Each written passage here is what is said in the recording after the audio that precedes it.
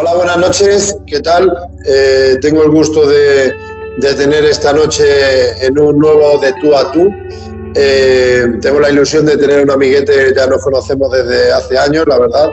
Es el director de Mundo Parapsicológico y además de eso es una buena persona que nos hemos cruzado en alguna ocasión y la verdad es que es un placer tener compañeros en el mundillo del misterio como es Pablo Moreira. ¿Qué tal? Buenas noches, amigo.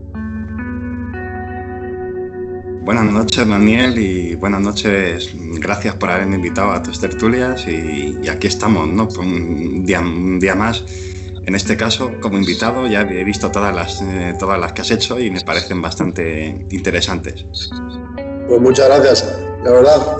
Es todo un lujazo estar cada día charlando con más gente que está metida en el mundillo que yo considero que son serias, tengan los conocimientos que tengan y por supuesto, en esta ocasión, pues como bien sabes, además de otras cosas que tenemos ahí aparte, pues que tenía el gustazo de pillarte por banda, como yo digo, y poder tener esta mini tertulia entre amiguetes, pero que a la vez se te conozca, que ya se te conoce 3000 veces más que a mí, llevas muchos más años, más batallas, pero vamos, que es un gustazo intentar impartir opiniones contigo y conocer a ver qué estás haciendo ahora en la actualidad. ¿Cómo lo llevas? ¿En qué estás metido? ¿Qué nuevos propósitos tienes?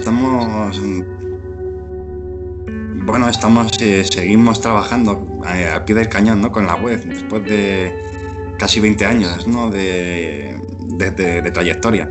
Y pues estamos preparando, te lo digo a ti, bueno, lo sabe mucha gente también, que en breve nos pilló el coronavirus, ¿no? Por medio.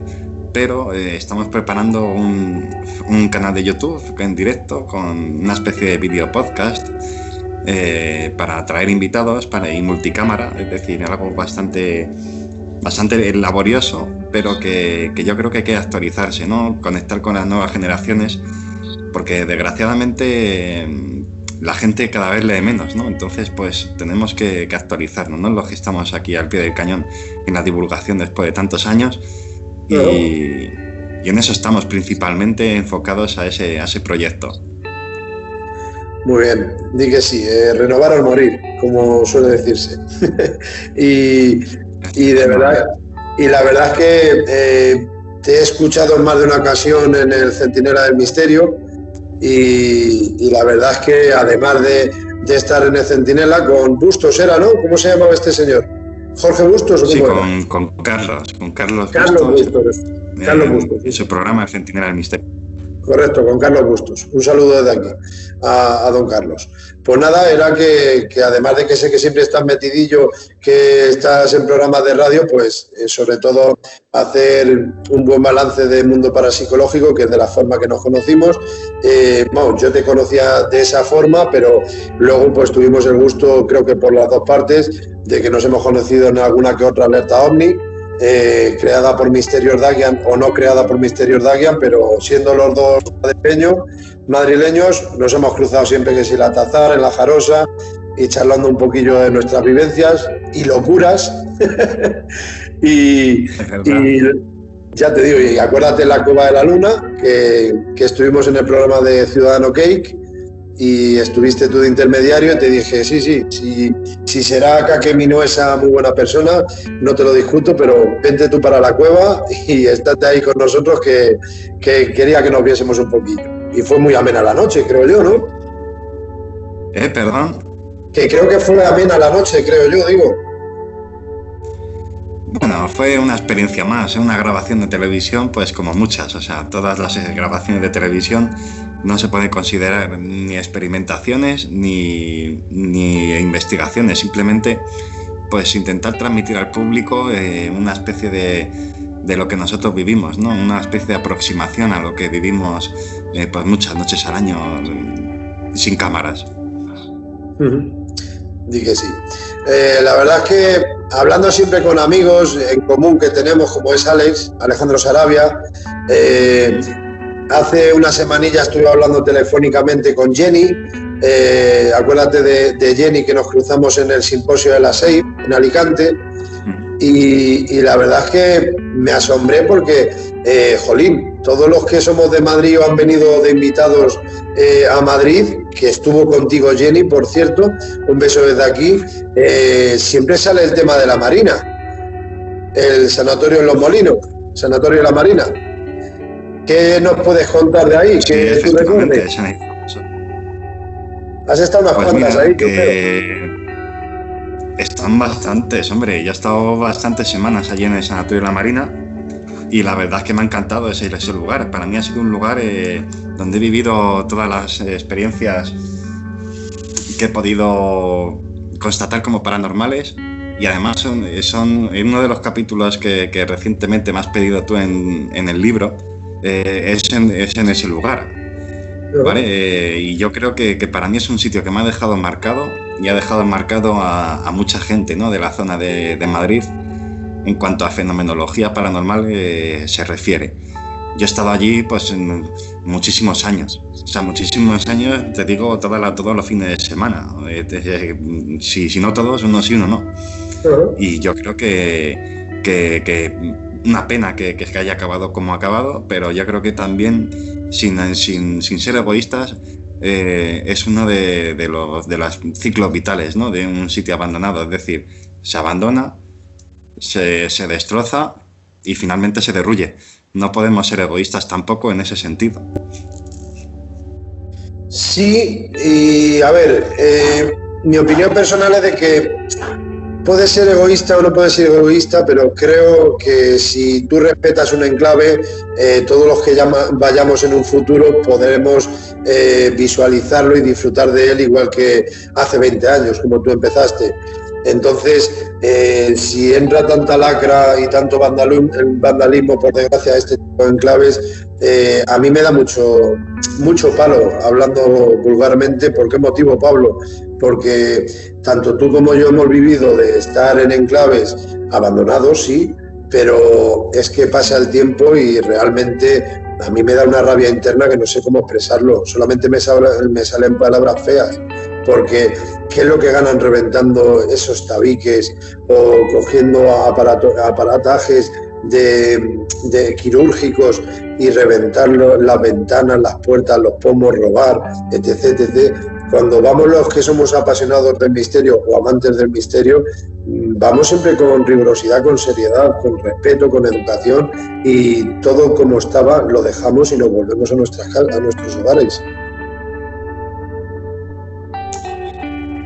¿Qué quieres que te diga? Pues sí, efectivamente, tienes razón, pero también hay que pensar que un lugar abandonado también es una mina, ¿no?, de chatarreros, de gente que se gana la vida, ¿no?, con este. Entonces ellos no valoran, sinceramente, la paranormalidad que pueda contener el lugar. Simplemente ellos ven el dinero y yo la verdad es que, sinceramente, no lo veo nada ilícito. Simplemente cada uno tiene su función. Nosotros investigamos, ellos recogen sus chatarras. Prefiero que la roben de un sitio abandonado que no de un sitio en activo, ¿verdad? Sí. Y es así. Y además un sitio que realmente va a acabar derruido. Es decir, que tampoco tiene algo censurable, simplemente que si está prohibido es porque no pagan impuestos. Pero la gente tiene todo el derecho del mundo, desde mi punto de vista, a buscarse la vida. Y si se la busca cogiendo el cobre en un hospital, hombre, yo creo que nosotros nos tenemos que quedar con que hemos visto el sitio intacto, nuevo. Uh-huh. Y dejar seguir el camino, ¿no?, que todo sigue. Igual que el ser humano, nada más nacer ya está muriendo, pues un lugar abandonado, nada más ser abandonado, está condenado al derroimiento, ¿no?, a que lleguen las máquinas al final y lo echen abajo. Realmente te entiendo y tengo que estar de acuerdo contigo, no por darte la razón, pero tengo que estar de acuerdo contigo. Todos tenemos que comer, pero entiendo que por tu parte estás siendo mucho más realista en los sucesos, en las cosas que pasan en la vida día a día, y entiendo tu realismo, pero comprendo lo del cobre, puedo comprender otro tipo de cosas que se lleven, vamos a decir, porque está en estado de abandono, pero ir a romper tabiques, a gritar a las 3 de la madrugada, a molestar a los vecinos, cuando intentamos los demás ir en silencio y experimentar con todo el respeto del mundo por el enclave, como por los vecinos que estén en los aledaños, yo creo que dista un poquito eso, y ahí es donde yo menciono el vandalismo y la lacra que tenemos. Pero tú estás siendo realista y te entiendo por dónde quieres llegar, y en esa parte sí. A ver, yo no soy aquí un juez que te va a dar la razón, pero sí te puedo decir que y comparto tu opinión en ese sentido, la verdad. Pero bueno, ¿qué te iba a comentar, Pablo? ¿Por qué motivo te adentraste en el mundillo del misterio? Pues hace ya tantos años que ni me acuerdo, pero te puedo decir que como muchas personas que se han adentrado en este sector, yo lo llamo sector, no me gusta llamarlo mundillo porque tampoco es un mundillo, para mí como es un modo de vida, pues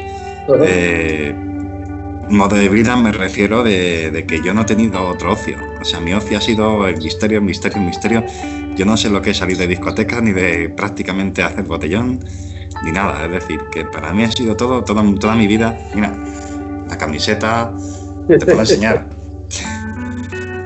Las zapatillas. Es decir, todo lo que gira a mi alrededor tiene que ver con el mundo del misterio. Entonces, para mí es algo que ha nacido conmigo, pienso, estamos ya predestinados a algo. Y mi madre, cuando yo era un niño, tenía yo 5 años, mi madre siempre ha sido una gran aficionada a la lectura. Y tenía pues diferentes libros, ¿no? Tenía pues lo típico que tenía todo el mundo, Caballo de Troya, pero había uno que a mí me marcó, que era el Pasaporte Magonia, ¿no? Que fíjate, luego al final con el paso del tiempo se acabó en la basura, porque mi madre hizo luego una mudanza, no sé qué, y bueno, pues se acabó. Pero a raíz de ese libro yo empecé, me refiero, con 7 años, 6, comencé a acumular pues ya revistas, empecé a comprar diferentes productos relacionados con la temática del misterio y así hasta estos días de hoy, en los cuales pues ha derivado en una página web que tiene 20 años, más de 22 años para ser exactos, y que ahí atesora pues un montón de años de investigaciones y de reflexiones y de conocimiento. Fíjate. Y para ti, Pablo Moreira, llevando más de 2 décadas ya metido en este sector mundillo, como yo lo llamo, ¿cuál es el fenómeno que tú recuerdes? Vamos a hablar de tema parapsicología, sea tema ufología. ¿Cuál es el fenómeno que hayas vivido más impactante que recuerdes a día de hoy? Que haya vivido yo, que yo haya tenido conocimiento. Que te haya marcado, que te hablan de cualquier fenómeno y dices, vale, yo habré ido a realizar parafonías con varios grupos de investigación, habré estado en X alertas OVNI en tantos años, pero cuando hablamos de un fenómeno de pasar miedo, a mí no se me caen los anillos por reconocer la palabra miedo o tensión que nunca podrás olvidar. ¿En qué caso, en cuál rama temática, cuál es el suceso que hayas vivido que digas, es que este fue paranormal 100% para mí? A mí sinceramente me gusta todo, o sea, todo lo que es todo lo relacionado con que no tenga explicación, ya sea ufología, ya sea fenómenos psicofónicos, de la transcomunicación instrumental, vamos, en general, fantasmogénesis, todo me gusta. Pero sí que es verdad que... O sueños, perdóname Pablo, un breve inciso, o sueños premonitorios, o experiencias extracorpóreas, lo que te venga a la mente ahora mismo que sea inolvidable. Que me haya ocurrido a mí, pues vamos a hablar, por ejemplo, de la Marina. Desgraciadamente te voy a reventar el capítulo del libro que te estoy escribiendo. Pero bueno, pequeños matices, ¿vale? En la Marina ya hubo una época en la que yo iba solo para allá. Yo dormía allí todo. O sea, yo tenía allí mi habitación acomodada y todo. como un vagabundo, vamos. O sea, yo iba allí pues a pasar la noche. Y una noche estando yo allí solo, iba por el pasillo de la 5ª planta, nunca me voy a olvidar. Y noté como una sombra a mi lado. Era muy opaca, era demasiado opaca como para tú decir que eres un juego de luces y sombras. Era algo negro. Y al pasar a su lado, o sea, yo me di cuenta cuando estaba aquí a mi lado, miré así y sentí como una especie de lo que los testigos refieren cuando tienen un contacto con una entidad fantasmagórica. Una especie de calambre, de que se te pone la piel de gallina. Eso hay que vivirlo. Efectivamente.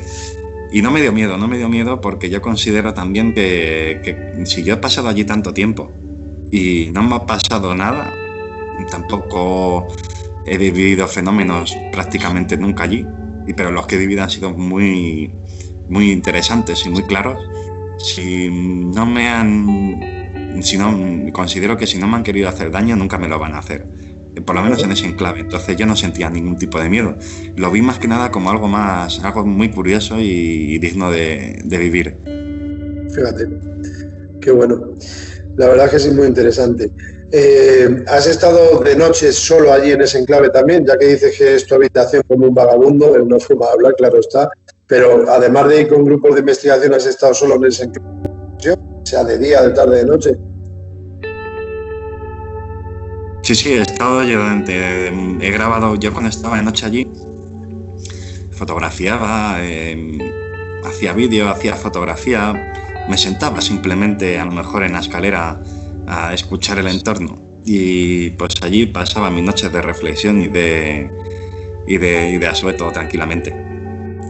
Sí, es que no voy a decir que esté nervioso porque ya han pasado años y somos amiguetes y con el tiempo, pues mira, pero me gusta cuando hablo contigo por ese motivo, cuando te escucho, porque muchas veces te he escuchado en lo del Centinela del Misterio, entre otros programas, o charlando con el amigo Juan Miguel Marsella.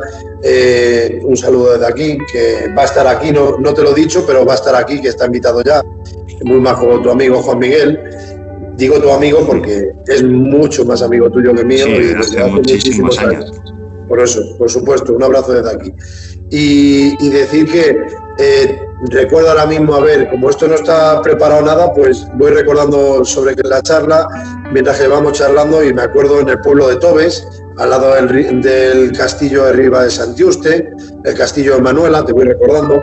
Ahí has estado tú en una mesita intentando obtener registros parafónicos con Juan Miguel Marsella.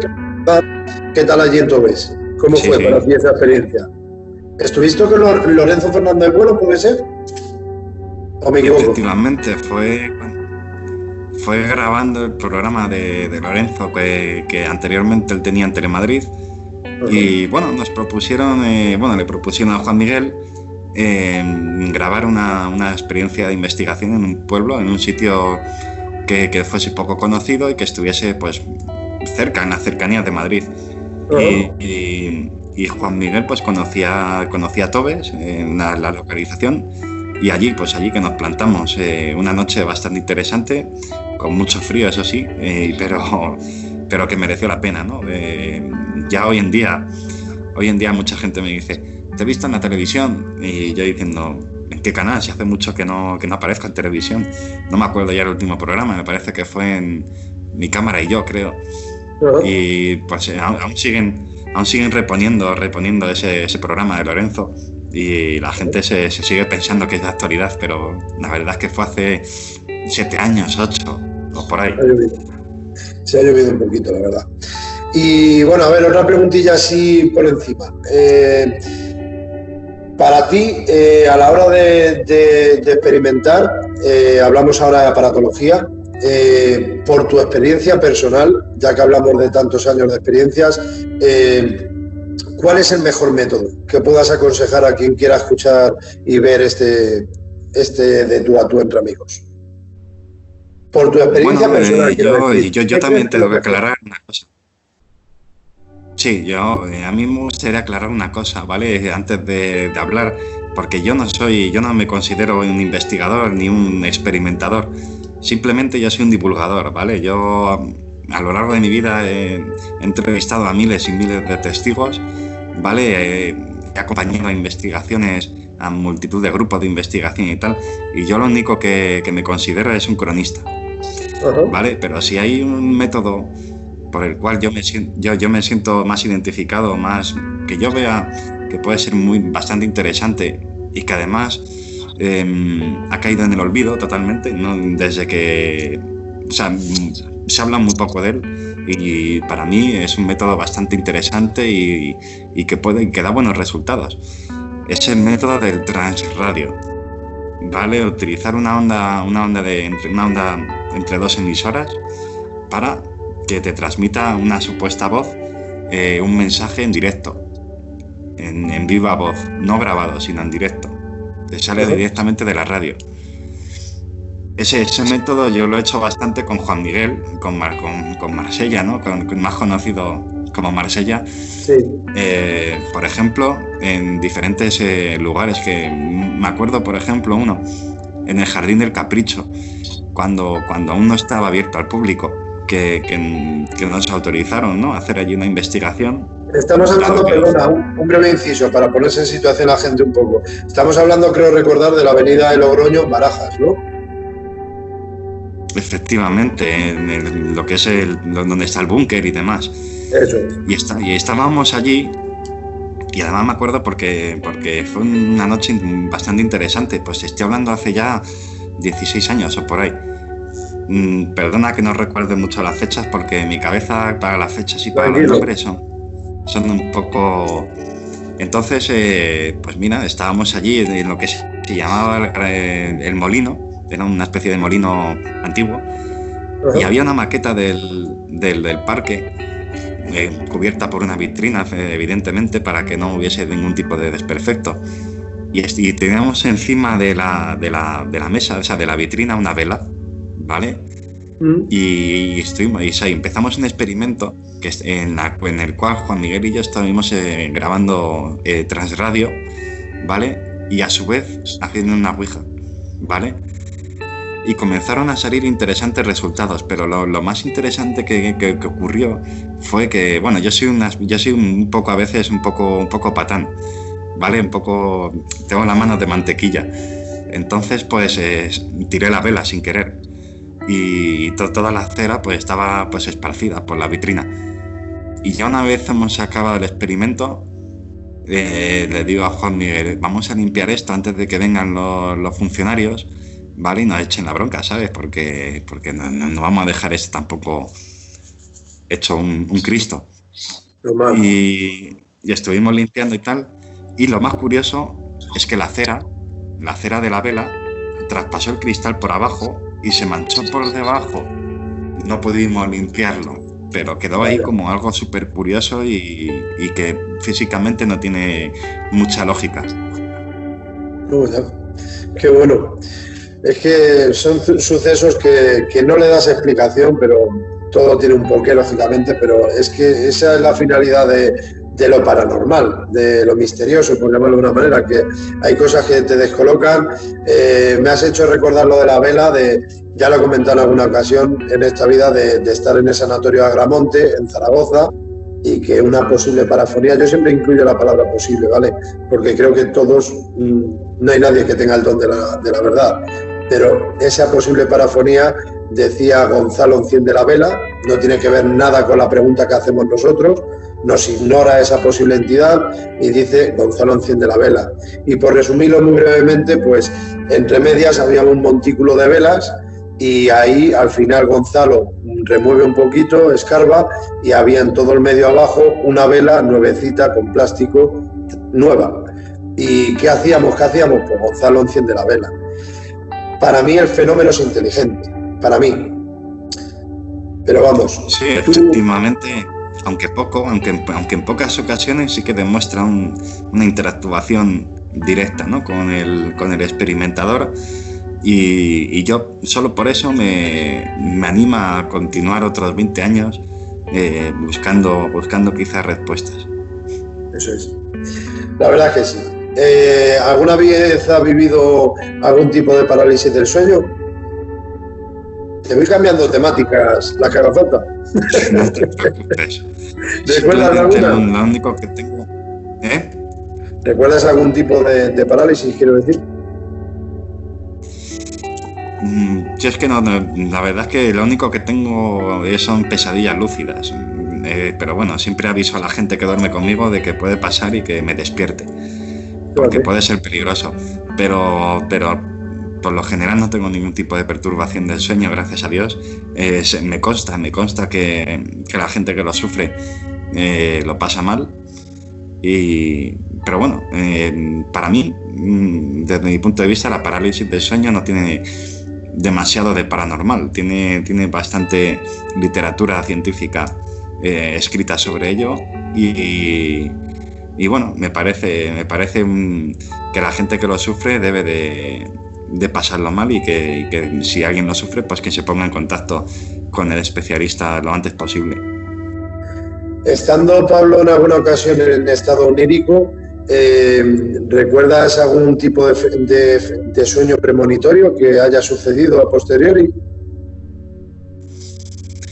Mío personalmente no. Yo, la verdad es que a mí me lo dice todo el mundo. Me dice, llevas 20 años metido en este mundo, ¿no? Y eres más frío que un trozo de piedra. No, yo nunca, la verdad es que quitando 2 o 3 ocasiones ajenas a mi entorno, nunca he sufrido ningún sueño premonitorio, ningún viaje astral, ningún tipo de este tipo de fenómenos que ocurren, pero desde mi punto de vista no te sé decir, porque yo no he sufrido nada similar. No, pero eso es lo bonito, que una cosa es, como tú has dicho al inicio de la conversación, que tú te consideras cronista, pero claro, como eres el invitado tú hoy, te voy a ir preguntando cosas así que en alguna experimentación o en tu vida personal hayas podido vivir buscando o sin buscar el fenómeno. Por ejemplo, así algo que me viene así a la mente, la clariesencia. ¿Has sentido algún tipo de olor en alguna ocasión estando en alguna casa del pueblo o lo que fuere? Perdona, que se te corta un poquillo. La clariesencia. Si en alguna ocasión, Pablo, has vivido algún tipo de fenómeno de clariesencia, sea en tu casa, en la casa del pueblo, en algún enclave, en alguna experimentación, ese cambio de olores, la clariesencia, que si la has vivido alguna vez. El fenómeno, desde luego, de la clariesencia es interesante porque además siempre se está presente, ¿no? Dentro de cualquier caso poltergeist que se precie, ¿no? Dentro de la historia de lo paranormal. Uh-huh. Yo personalmente no he vivido ningún fenómeno de claridad. Bueno, miento. Me parece una vez que con Juan Miguel Marsella es lo que te dije trabajando. Claro. No, que es lo que te dije en su momento cuando hablamos telefónicamente para la invitación que te di, no para esta, te dije, tú ponte a escribir y lo que vayas recordando mientras vas recordando la vivencia, sí. Pues esto es lo mismo. Vamos charlando y mira, va entrando sin que te acuerdes. Efectivamente, sin problema, no te preocupes. Pues me parece que con Juan Miguel Marsella he tenido algún fenómeno de clariesencia. Quiero recordar en el cuartel del Conde Duque, en el centro cultural, que nos llamaron allí para investigar, y en una de esos momentos que estuvimos allí con los vigilantes y demás, yo creo que tuvimos un fenómeno parecido, pero creo recordar, así te estoy hablando de memoria.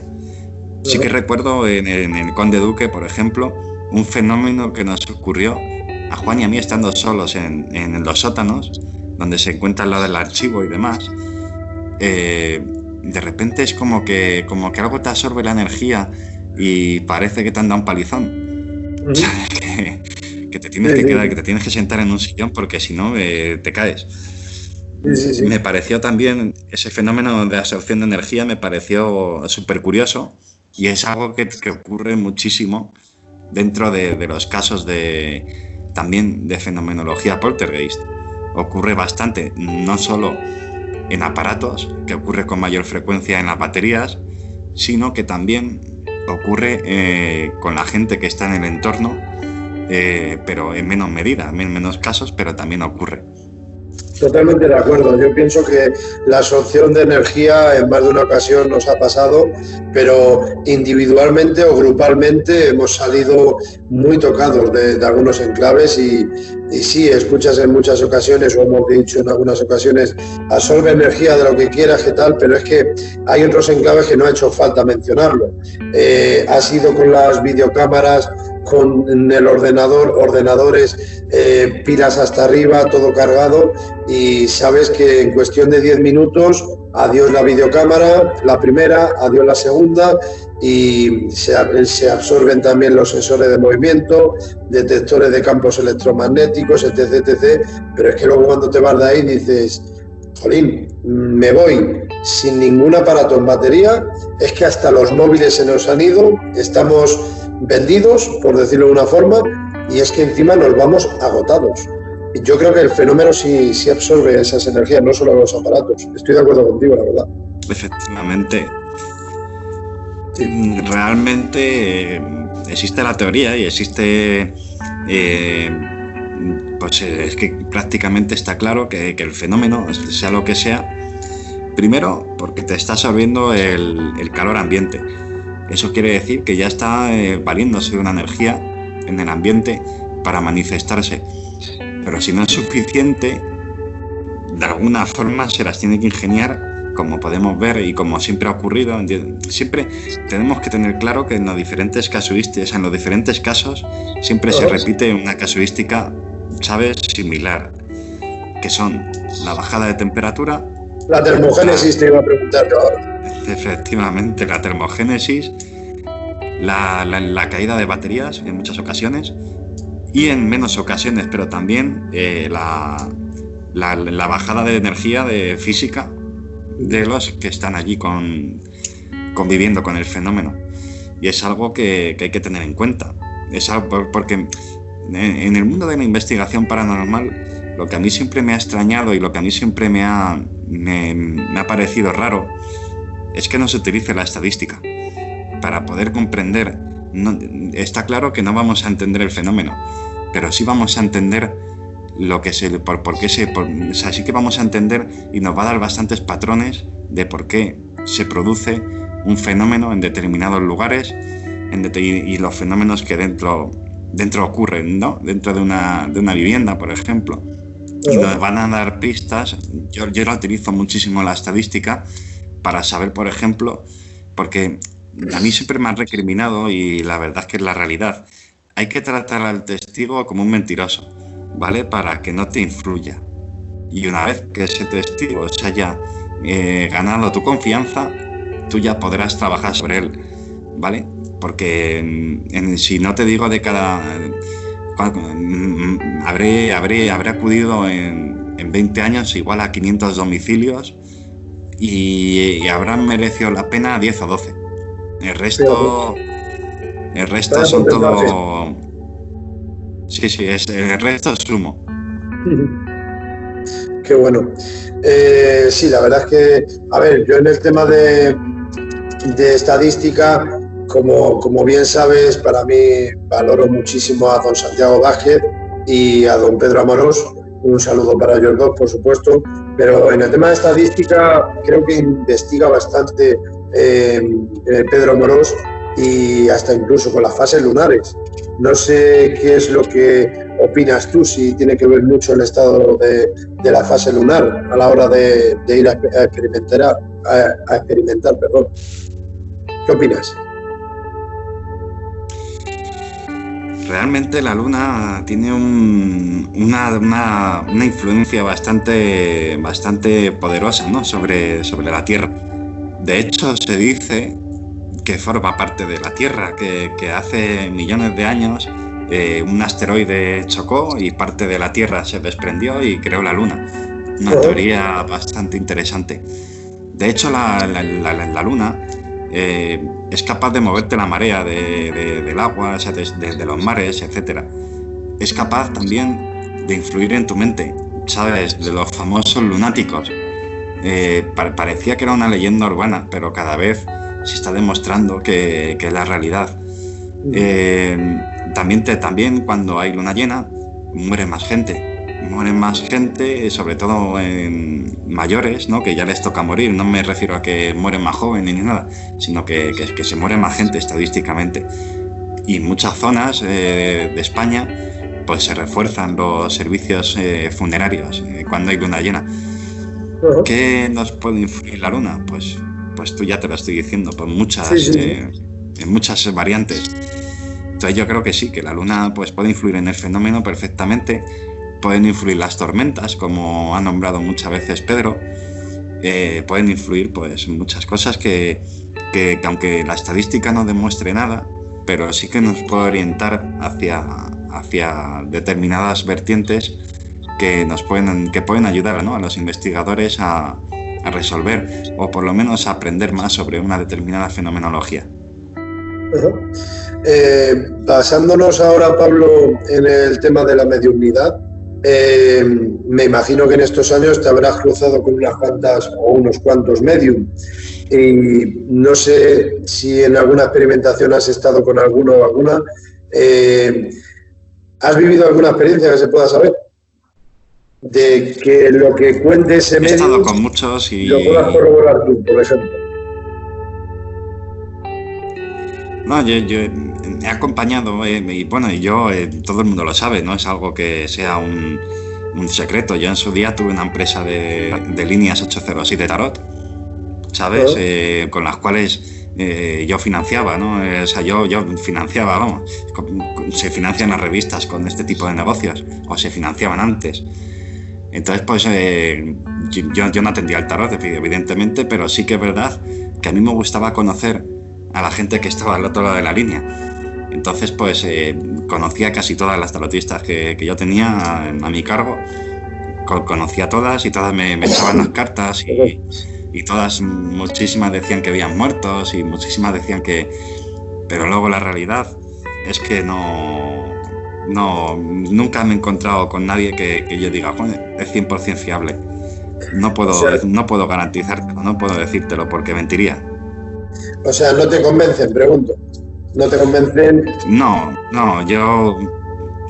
a mí se me ha censurado mucho el tema de yo, que siendo yo tan objetivo y tan riguroso, ¿no?, con esto, haya tenido una empresa dedicada al tarot. Pero yo lo considero un entretenimiento. La mayoría de la gente que llama no llama por temas importantes, llama por el amor, llama por temas pues que con una simple llamada telefónica a lo mejor pues la tranquilizas y demás. Es una asistencia psicológica pues de otra forma, pero para nada sobrenatural y para nada que pueda adivinarte el futuro. Como en todos lados, pues hay gente sin escrúpulos y tal, pero bueno, yo en su momento pues tuve ese tipo de negocios y nunca lo he negado, nunca he tenido ningún tipo de remilgo ni nada. No, sí. Una de las partes que siempre me ha gustado de ti, lo hemos hablado en alguna ocasión ya, en persona o telefónicamente, es que te metes tú solo en muchos líos, por decirlo de una forma, pero a mí me gusta la gente así. ¿Por qué? Porque vas de cara y no es un cumplido. Creo que ya lo hemos hablado más de una ocasión. Te puedes equivocar, puede ser todo el objetivo que tú quieras, personalmente lo que tú opinas, cómo es los sucesos. Pero lo que me gusta de ti en ese sentido es eso, Pablo, que te equivoques o no te equivoques, eres tú. Entonces, sea muy gordo lo que estés diciendo en alto, porque te he escuchado en algunas ocasiones, hablemos de lo que hablemos, te has mojado. O sea, nadie tiene el don de la palabra, pero no vas a falsear, vas a decir claramente que esto para ti es así, así, así. Y si te confundes, pues te has equivocado, bajo tu opinión, es así y así. Entonces, sé que a ti te conoce mucha gente en ese sentido, de que te mojas bastante, pero yo creo que honra. O sea, Carlos Bustos, cuando te ha tenido ahí y os he escuchado más de una vez, hay a veces que has dicho cosas que me cago en la leche. Estando en público sé que cuesta mucho que las personas lo digan, pero mira, tú ahí te mojas y no te cortas un pelo. Entonces yo creo que te honra lo que estamos mencionando ahora. Sí, vamos, yo ¿qué quieres que te diga? Yo siempre he tenido yo siempre he procurado tener una vida laboral separada del tema de la investigación o de la divulgación en este caso. Que yo en momentos puntuales he podido ganar dinero con el tema del misterio, pues sí, tampoco pasa nada. Es decir, a mí mis reportajes me acarrean unos gastos. Sabes que yo tengo todo el derecho del mundo a reponer, ¿vale? A mí lo que me parece triste es enfocar tu vida laboral al misterio, ¿sabes? Poner a parir a tarotistas, a videntes y a negocios similares que alimentan el mundillo, porque la realidad es que este mundillo se sustenta del esoterismo. No hay que negar la realidad. Y que tú estés poniendo a parir a la gente que está anunciándose en las revistas que a ti te están pagando. Pero que nunca lo haces en público, siempre es en privado. ¿Vale? Porque eso a mí se me caería la cara de vergüenza, ¿sabes? De tener que rebajarme y que bajarme los pantalones en público, ¿sabes? Ante determinadas injusticias. Y eso es lo que yo pienso, vamos, que cada uno es respetable. Me parece muy respetable la gente que incluso hace eso, porque tiene que defender su pan. Pero que también me da un poco de vergüenza ajena que luego en público defiendan la dignidad del sector y luego encima censuren a compañeros, ¿sabes? Que llevan toda la vida en esto, tomándoselo en serio, solo por diferentes opiniones. No, que no pasa nada, que yo lo entiendo. Gracias a Dios, Internet ha democratizado la opinión y aquí estamos todos para expresarla. Sí, mira, me estaba viniendo un ejemplo muy vulgar, ¿vale? No sé cómo va a salir, pero mi opinión personal en este sentido es de que tú no has sido el tarotista que te has puesto a hablar, como has dicho anteriormente, de que suele ser generalizándose un poco. Los sucesos suelen ser de cuando vas a encontrar el amor, vas a encontrar un trabajo. Sabes que en el tema del tarot también estamos hablando de la evidencia, estamos hablando también de que alguien está enfermo, si se va a salvar, o si alguien está muerto y te está acompañando, y son palabras mayores en este mundillo, Pablo. La gente, esos profesionales, ¿vale? No puedo generalizar, pero hay de todo. Pueden decir cosas que puedan perjudicar mucho psicológicamente a los que hacen las llamadas. Entonces, lo voy a hacer en comparación... ¿Perdona? No, tienes razón y se han dado casos de gente que acaba muy mal. Pero también te digo una cosa. En Occidente, en Europa, en Estados Unidos y tal, la espiritualidad ha muerto. Es decir, ya la gente pues no tiene un referente espiritual en el cual apoyarse. ¿Qué ocurre? Que mucha gente... ¿Por qué te crees que el tarot nosotros comprábamos las franjas de la noche en la televisión? Pues porque, aparte de que es ilegal por la mañana, pero por las noches es cuando la gente está en el sofá deprimida, ¿sabes? Y se encuentra un refugio hacia lo que ella quiere escuchar en este tipo de servicios. Entonces, ¿qué diferencia hay con que esa persona llame cuando antes iba un cura a la iglesia a confesarse o a mostrar un apoyo espiritual, a buscar un apoyo espiritual? Este es un mercado o es un servicio que hay que cubrir, el apoyo espiritual del ser humano, que ya actualmente te digo que no existe, y mucha gente es que directamente tiene vergüenza de que le vean entrar en una iglesia, ¿no? ¿Qué van a decir? ¿No? Entonces sí. Hay que... La gente necesita, ¿no? Un oído, una voz que le escuche, que le hable. Y la gente, ya te digo, realmente no quiere saber el futuro, quiere que le escuchen. Entonces, hay muchas líneas de atención psicológica, de pago, de todo. Es decir, que simplemente la gente tiene su opción de escoger, y mucha gente, te hablo de que yo ya no tengo ningún tipo de relación con este negocio, pero estando dentro de él, comprendí y vi muchas cosas que desde fuera no se ven, pero con la perspectiva de dentro, pues entiendes muchísimas cosas. Porque además luego tienes acceso a las llamadas y demás para controlar, y la verdad es que a veces se te ponen los pelos de punta de que la gente no llama directamente para preguntar su futuro. La gente llama para contar problemas y que les asesores o que tú qué opinas y tal. La realidad. Yo por tus palabras, Pablo, quiero deducir eso, de que estuviste en ese mundillo metido, pero siendo honrado, quiero decir. O sea, no con la intención de que aquí somos futurólogos y vamos a dar ilusiones a la gente o a animar a que tu ser fallecido se encuentra en el otro lado, en la otra dimensión, y ya sabes cómo son las cabezas, que pueden hasta llegar a suicidarse, que son palabras muy mayores, para acercarse a ese familiar.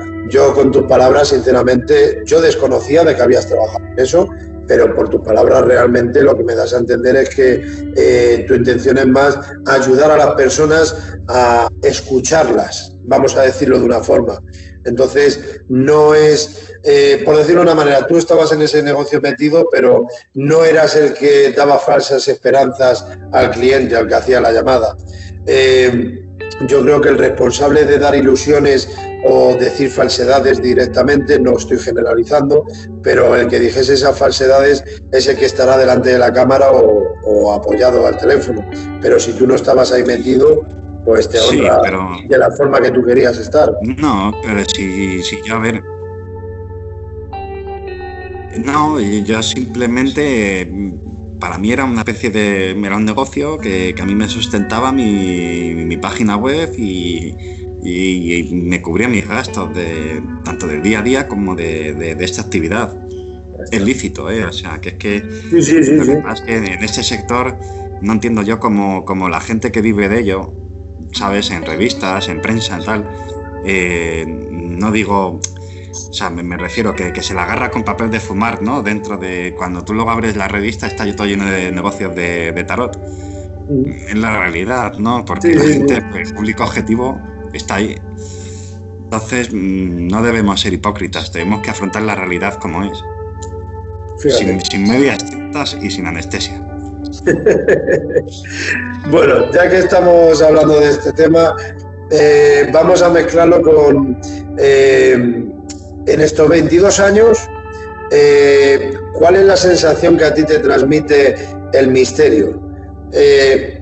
Los grupos de investigación, experimentadores, urbes, exploradores, para ti, como para mí ya es una alta cifra, 22 años, ¿cómo vas viendo?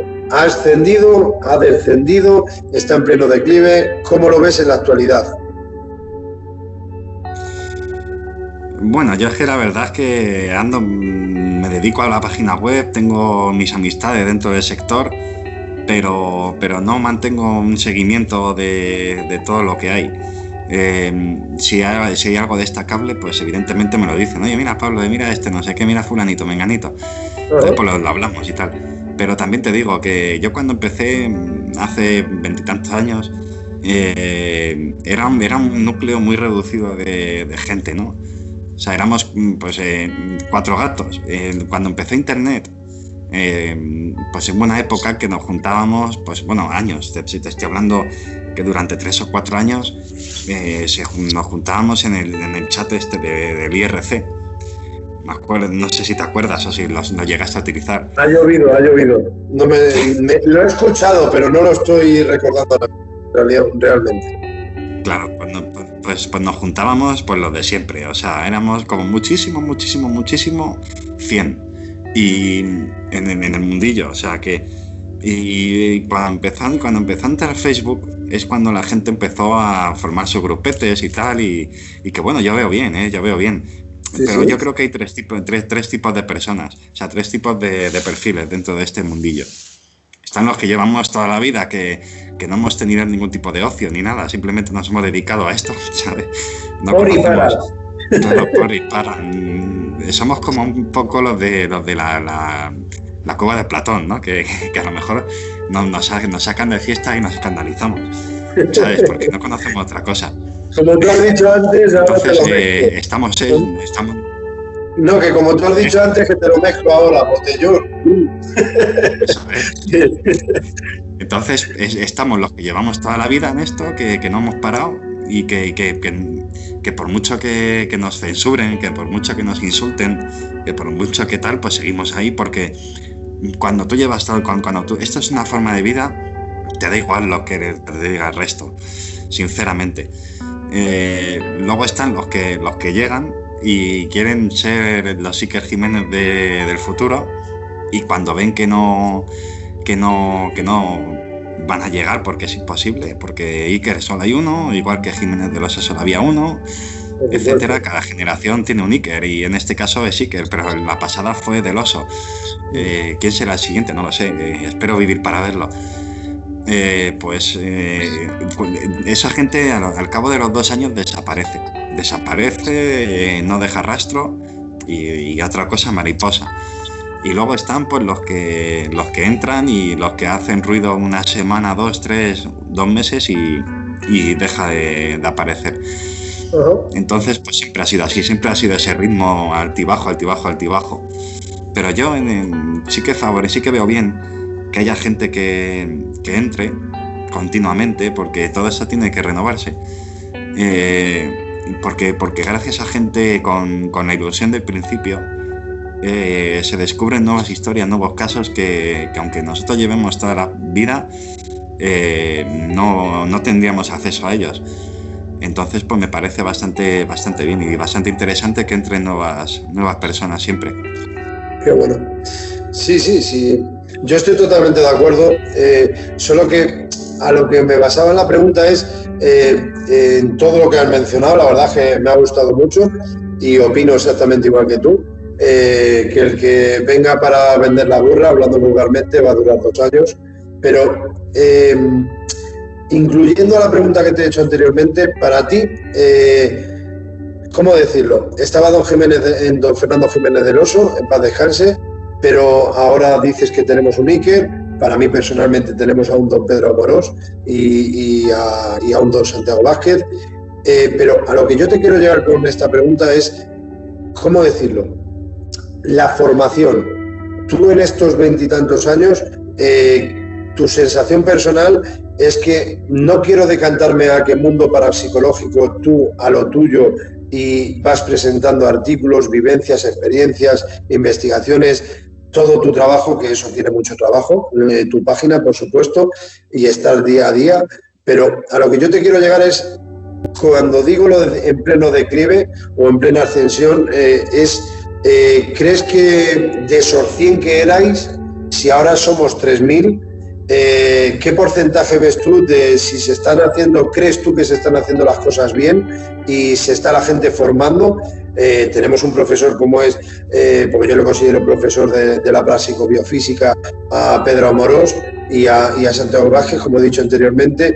Eso para mí es una formación. No estamos hablando de personas jóvenes como tú y yo, creo que nos podemos considerar todavía que somos jóvenes, pero Pedro y Santiago ya tienen una edad más alta que nosotros y creo que sí nos están formando. Olvidemos la televisión, no quiero hablar de ese tipo de programas. Yo estoy hablando de lo que son para mí mis referentes. Vamos a meter en esta casa. ¿Que tú quieres incluir a Iker? Pues totalmente de acuerdo, libre de opinión y puedes compararlo con quien tú quieras. Pero ¿tú crees que hay una formación como con don Germán Dargomosa y Valdés, don Fernando Jiménez del Oso, don Sinesio Darnell? A día de hoy yo estoy incluyendo a Pedro y a Santiago, pero los habrán más. Pero te quiero decir, ¿tú crees que al menos tenemos la suerte de llevar una línea con 2, 3, 4, 10 personas que nos llevan por el buen camino? Pero ¿crees que también los que estamos queriendo empezar, hay algunos que tienen intenciones que no es para psicobiofísica, te quiero decir, es más me gustas y likes, que es lo mismo? ¿Qué opinas? Sí, pero es que siempre va a haber de esos. Yo me refería, con Iker Jiménez, me refiero a la representante por excelencia del sector en España, ¿no? Y en el mundo, porque es conocido mundialmente. Sí. Igual que lo fue Jiménez del Oso. Entonces, bueno, ya que aclarando eso, A ver, es que me pones una pregunta muy comprometida, ¿eh? La verdad es que tiene tela, ¿eh? No te estoy pidiendo que digas nombres, que no te tienes que mojar en nada. Yo te hablo generalizando. Por ejemplo, sube, baja, vamos en el mismo camino que en los años 70. ¿Tú qué crees? No, oye, yo creo que en este sector te pido un minuto porque está ladrando el perro afuera, yo vivo en el campo y si no lo veo. Pues nada, Pablo, seguimos entonces. Por donde íbamos. ¿Cómo crees tú que está la cosa a día de hoy a razón de estos años? ¿En pleno declive o qué? ¿Cómo lo ves tú? Bueno, sí que es verdad que se nota bastante imperfección en cuanto a metodología y demás. Yo siempre he pensado que cuando uno aborda un caso de fenomenología poltergeist en un domicilio, no se debe entrar directamente a grabar psicofonías y demás, porque al final lo que estás haciendo es sugestionar al testigo, ¿vale? Y empeorar su situación en muchos casos. En ese tipo de formaciones que yo me refiero que se peca, ¿no? Dentro de este sector. Por lo demás, bueno, yo creo que siempre es bueno estudiar como la parapsicobiofísica, ¿no? Que es lo que el término, ¿no? que me has nombrado. Y yo creo que siempre un buen investigador debe de estar rodeado de expertos, ¿no? Dentro de diferentes materias. No todo el mundo podemos saber de todo ni controlar de todo tipo de conocimientos. Por supuesto. Cuando a mí me han llamado o me han requerido para investigar algún tipo de fenomenología en alguna casa, siempre he hecho un estudio, ¿no? Tanto de la electricidad como de la estructura, etcétera, para ir descartando diferentes tipos de explicaciones. Y siempre ha ido conmigo un electricista, un arquitecto, un albañil, porque son los que realmente te pueden decir si en un sitio hay un desperfecto, algo que pueda estar causando un fenómeno, ¿no? de los que se te atribuyen como paranormales. Y sin duda alguna muchos fenómenos paranormales tienen una explicación lógica y muy lógica. Y ahí es donde está, desde mi punto de vista, la falta de formación en metodología en cuanto a estos fenómenos. Sí, por poner un ejemplo, estás utilizando en una vivienda un detector de campos electromagnéticos y estás saltando los picos y aquí tenemos un fantasma en esta pared. Y esa posible entidad, bueno, un fantasma no, porque sería materializado, que lo veas, pero que digas, ahí hay una entidad en la cual está saltando picos y lo estamos detectando. Y te llega ese chispa y te dice, pero a ver, señor mío, que tenemos electricidad en esta vivienda, o detrás hay una caseta y aunque hayas quitado los plomos, está saltando en tal punto.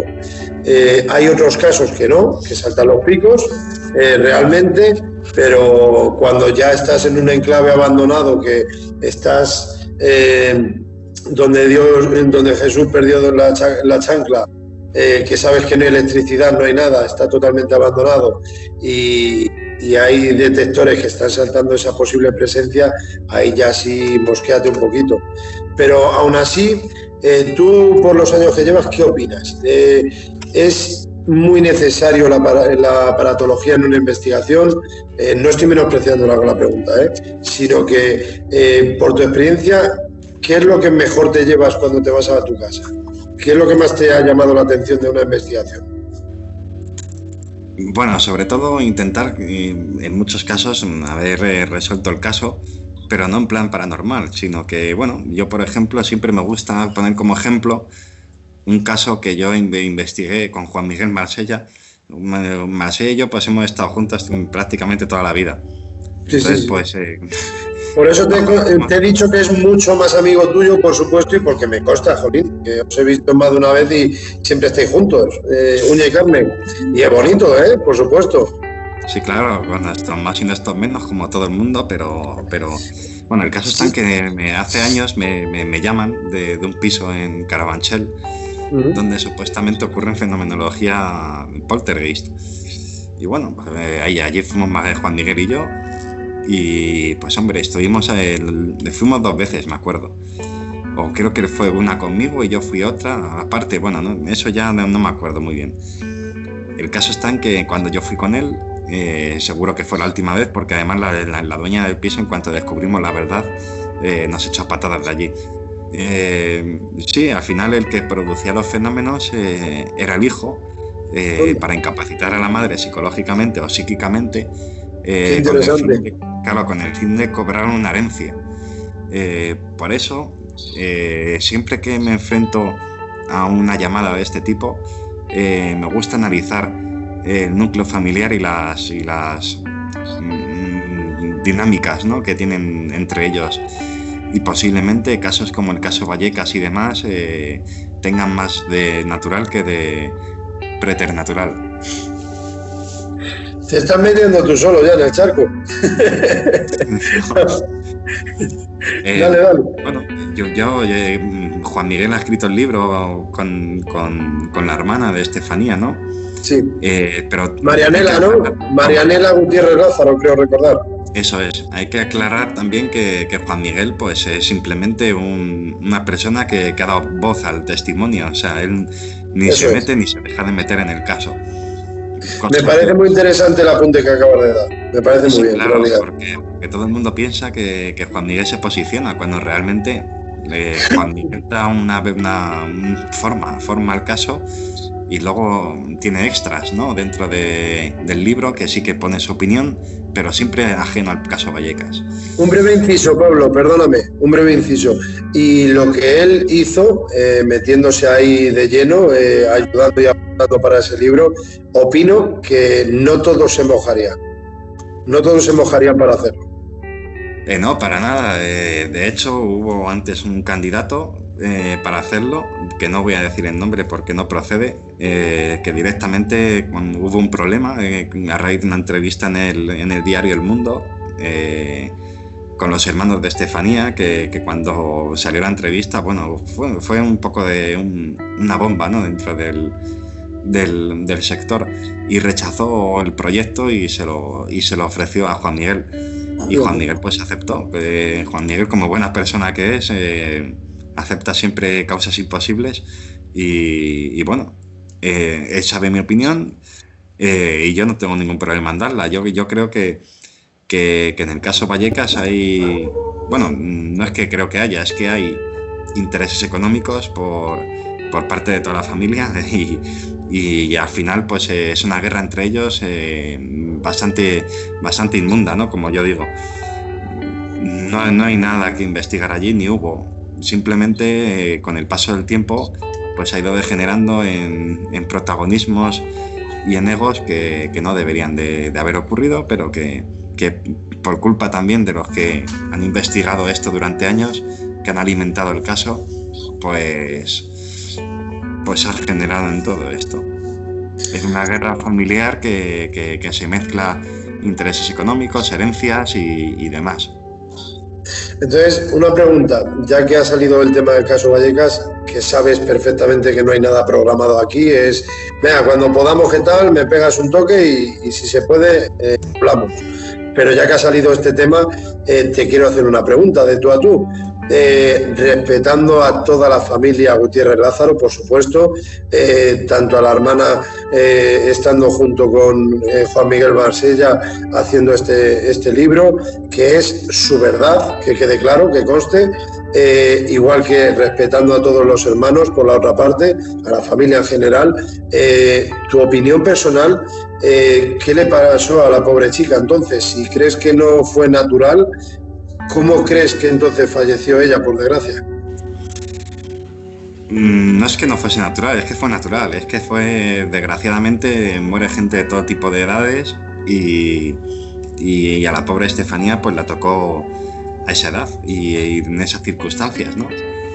Una asfixia pulmonar que a todo el mundo nos puede pasar en determinadas circunstancias, y que yo creo que bueno, yo de hecho publiqué un informe bastante exclusivo que llevaba ya fíjate, llevaba yo 10 años detrás de ese informe, intentando por favor que me lo diesen. Dámelo, Luis, dámelo. Y al final Luis aceptó. Luis es un investigador de aquí de Madrid que estuvo allí y realizó un perfil, un profiler, ¿no?, que le llaman, a la madre, donde clarifica, donde si ese informe hubiese salido hace mucho más tiempo, hubiese pasado, porque esta guerra comenzó a raíz de ese informe, ¿vale?, que publicamos en exclusiva en Mundo Parapsicológico y que desató la ira, ¿no?, al principio del hermano.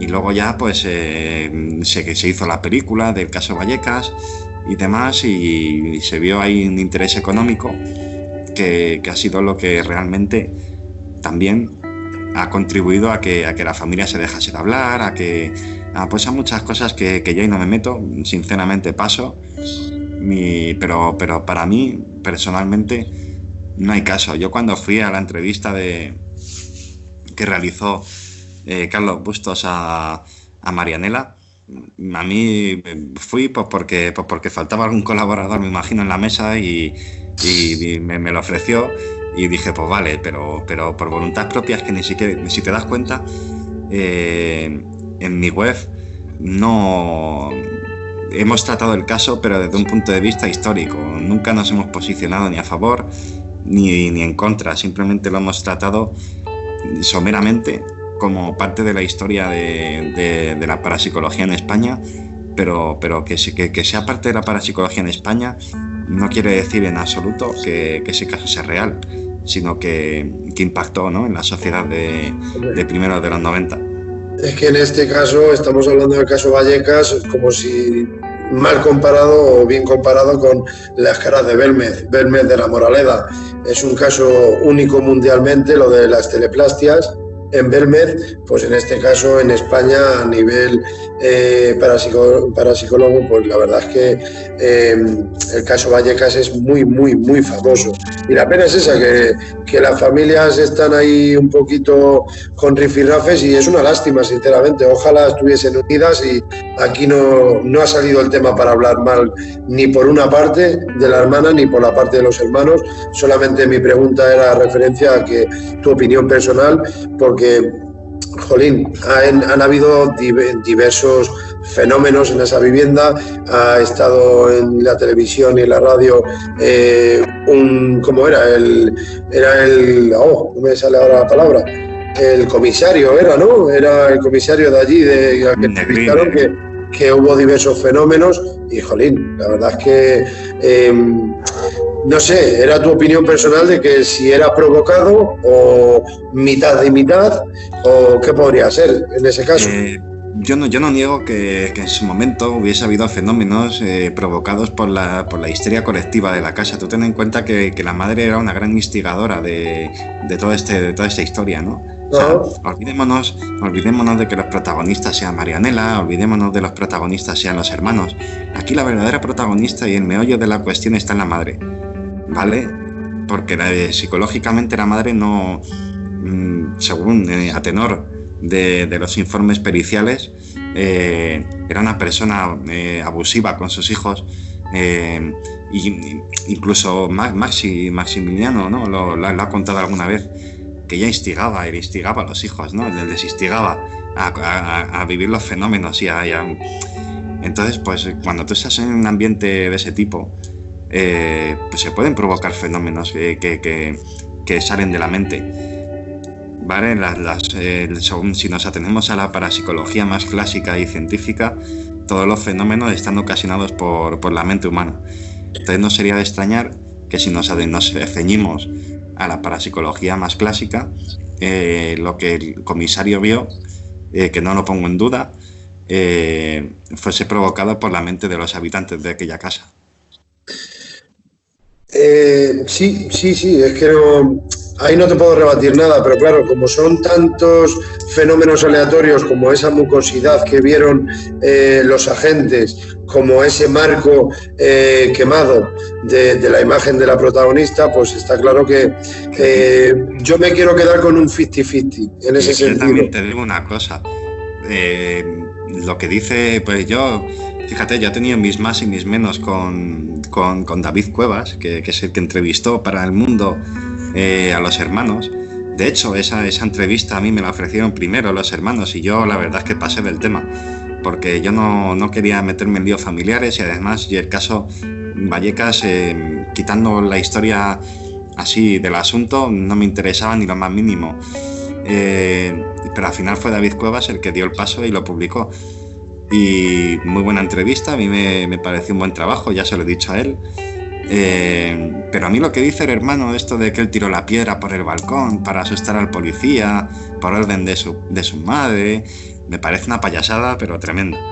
¿Sabes? Como que sí. Tú vas a engañar a tíos con pelos en los huevos ya que están hartos de ver gentuza en la calle, ¿sabes? Y todo tipo de artimañas, les vas a engañar tú con una piedra.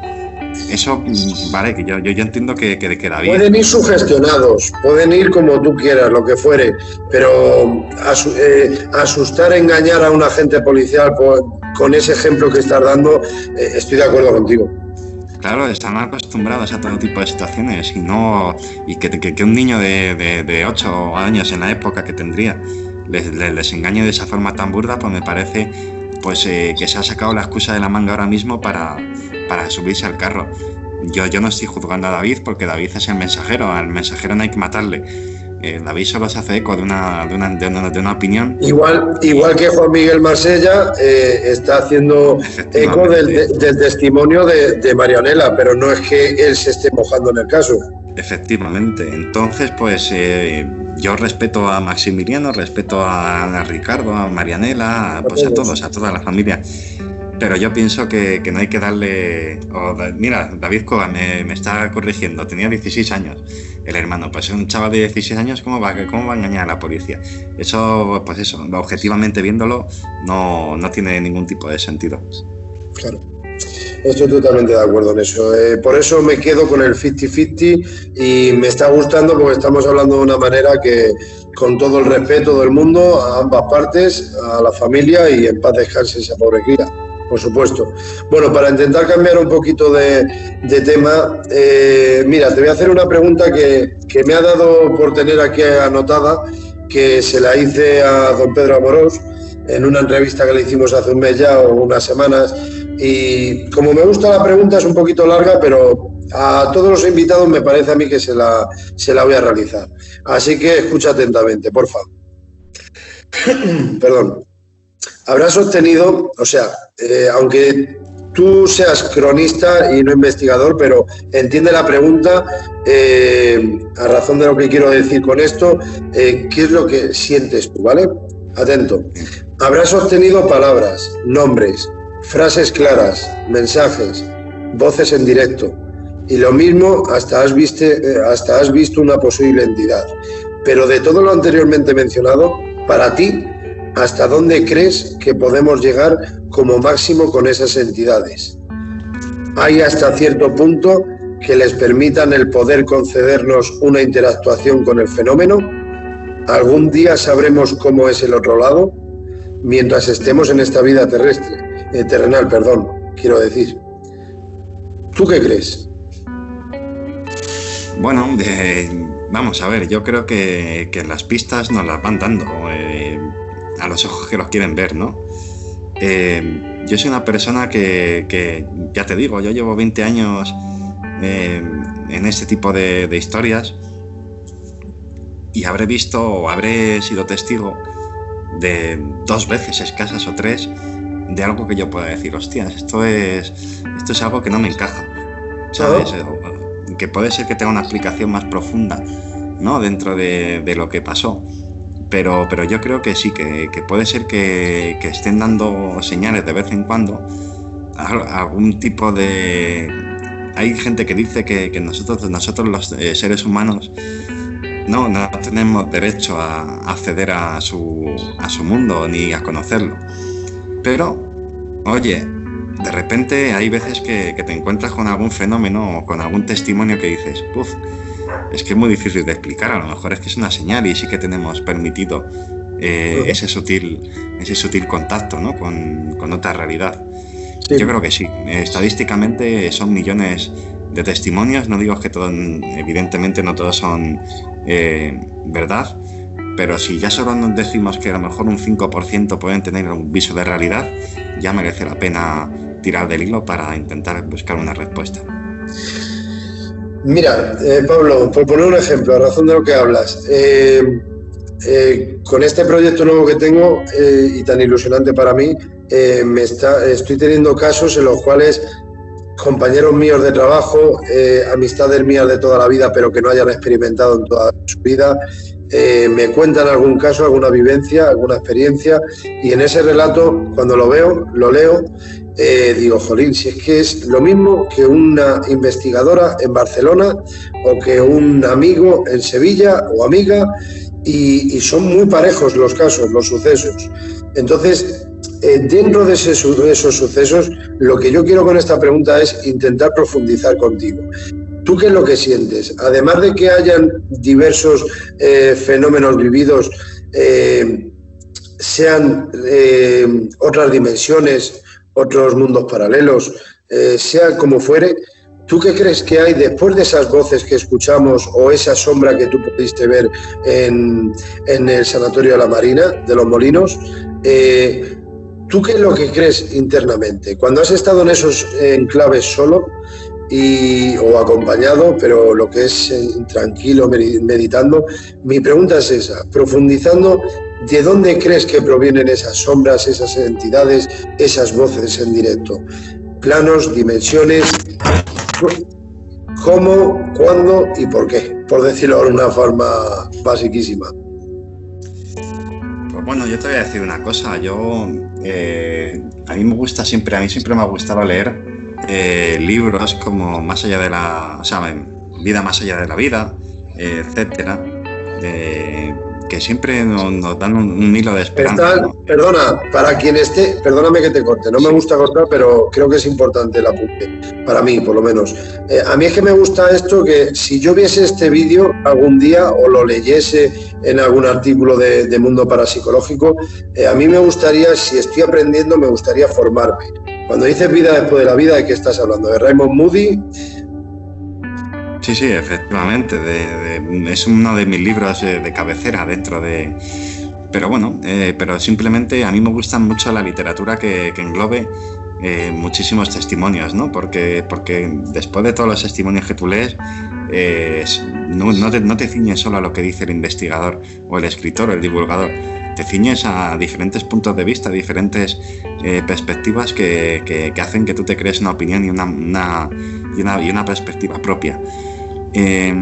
Cuando yo digo que dentro del libro de Moody hay mucho más de lo que la gente piensa, me refiero a que no solo Moody, en el sentido de como escritor o como médico, muchos médicos que te encuentras hoy en día en los hospitales y que se han abierto a hablar, te cuentan muchísima fenomenología alrededor de la muerte, que no tiene explicación. Bueno, muchos dicen que son alucinaciones, muchos dicen que cuando un paciente dice hablar con alguien, ¿no?, antes de morir, que son alucinaciones. Bueno, yo pienso que pueden serlo, pero cuando tú has pasado al otro lado y te han diagnosticado una muerte cerebral, ¿cómo pueden ser alucinaciones si cuando hay muerte cerebral es que ya el cerebro no tiene actividad, no puede producir una alucinación? Claro. No, son preguntas que cuando la gente las lee, cuando dicen, no, y ves que le han dicho a los científicos ya se les otorga de por sí una credibilidad absurda, ¿sabes? Solo porque dicen que son científicos de la universidad de tal, pero luego no son capaces en realidad de explicar el fenómeno, son solo teorías de ellos, ¿no? Sí. Se cuantifica. Es que esto es una paraciencia, lo que estamos tratando es una paraciencia, no una ciencia.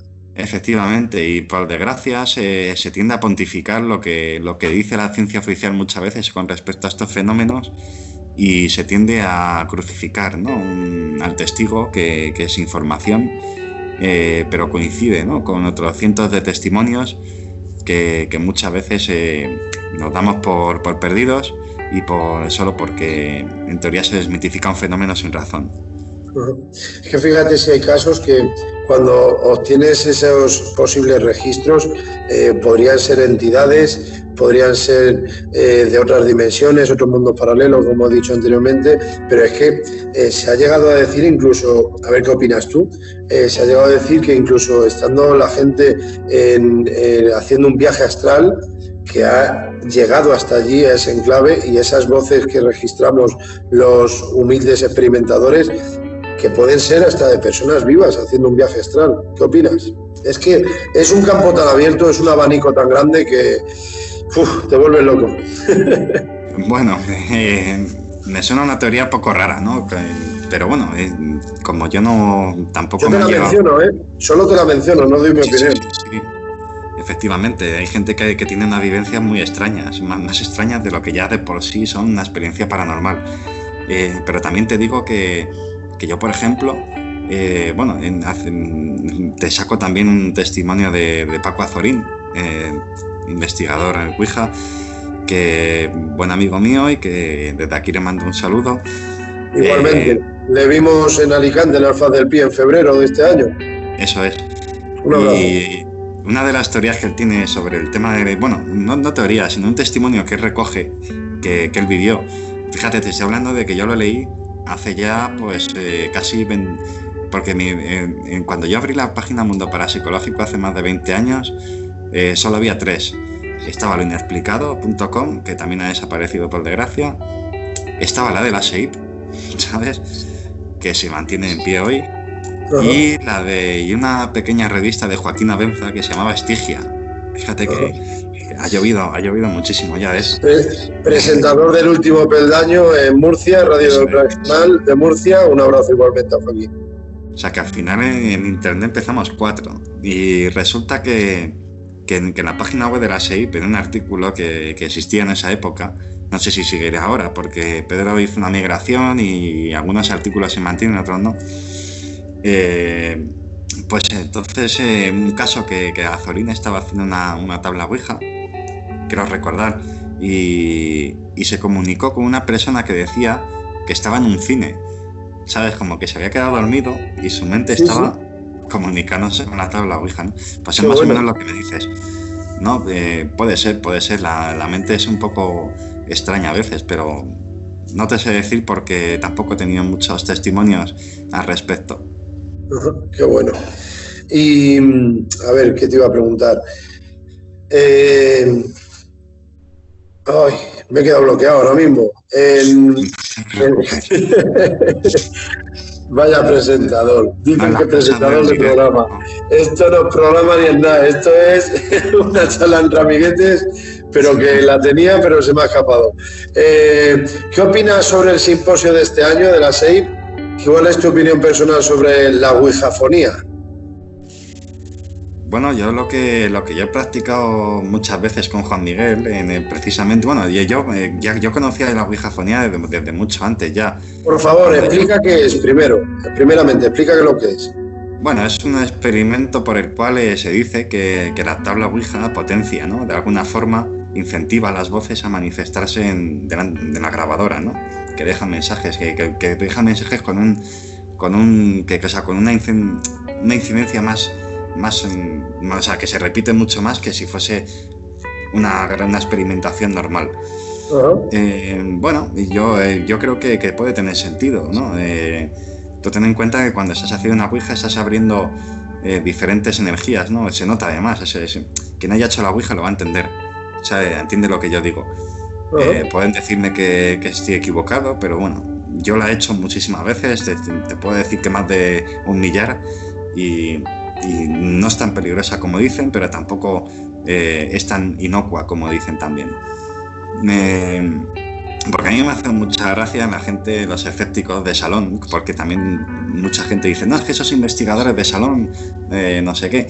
A mí me hace gracia muchos escépticos de salón que es que me río porque me parece tan absurdo y una payasada lo que dicen sobre la psicofonía, ¿no? Que pueden ser ventriloquía inconsciente. Ventriloquía inconsciente. Es como si tu garganta hablase sin que tú lo sepas y se transmitiese a la grabadora. Es una payasada, evidentemente. No tiene ni espacio para debatirse esa teoría, pero como esas muchas.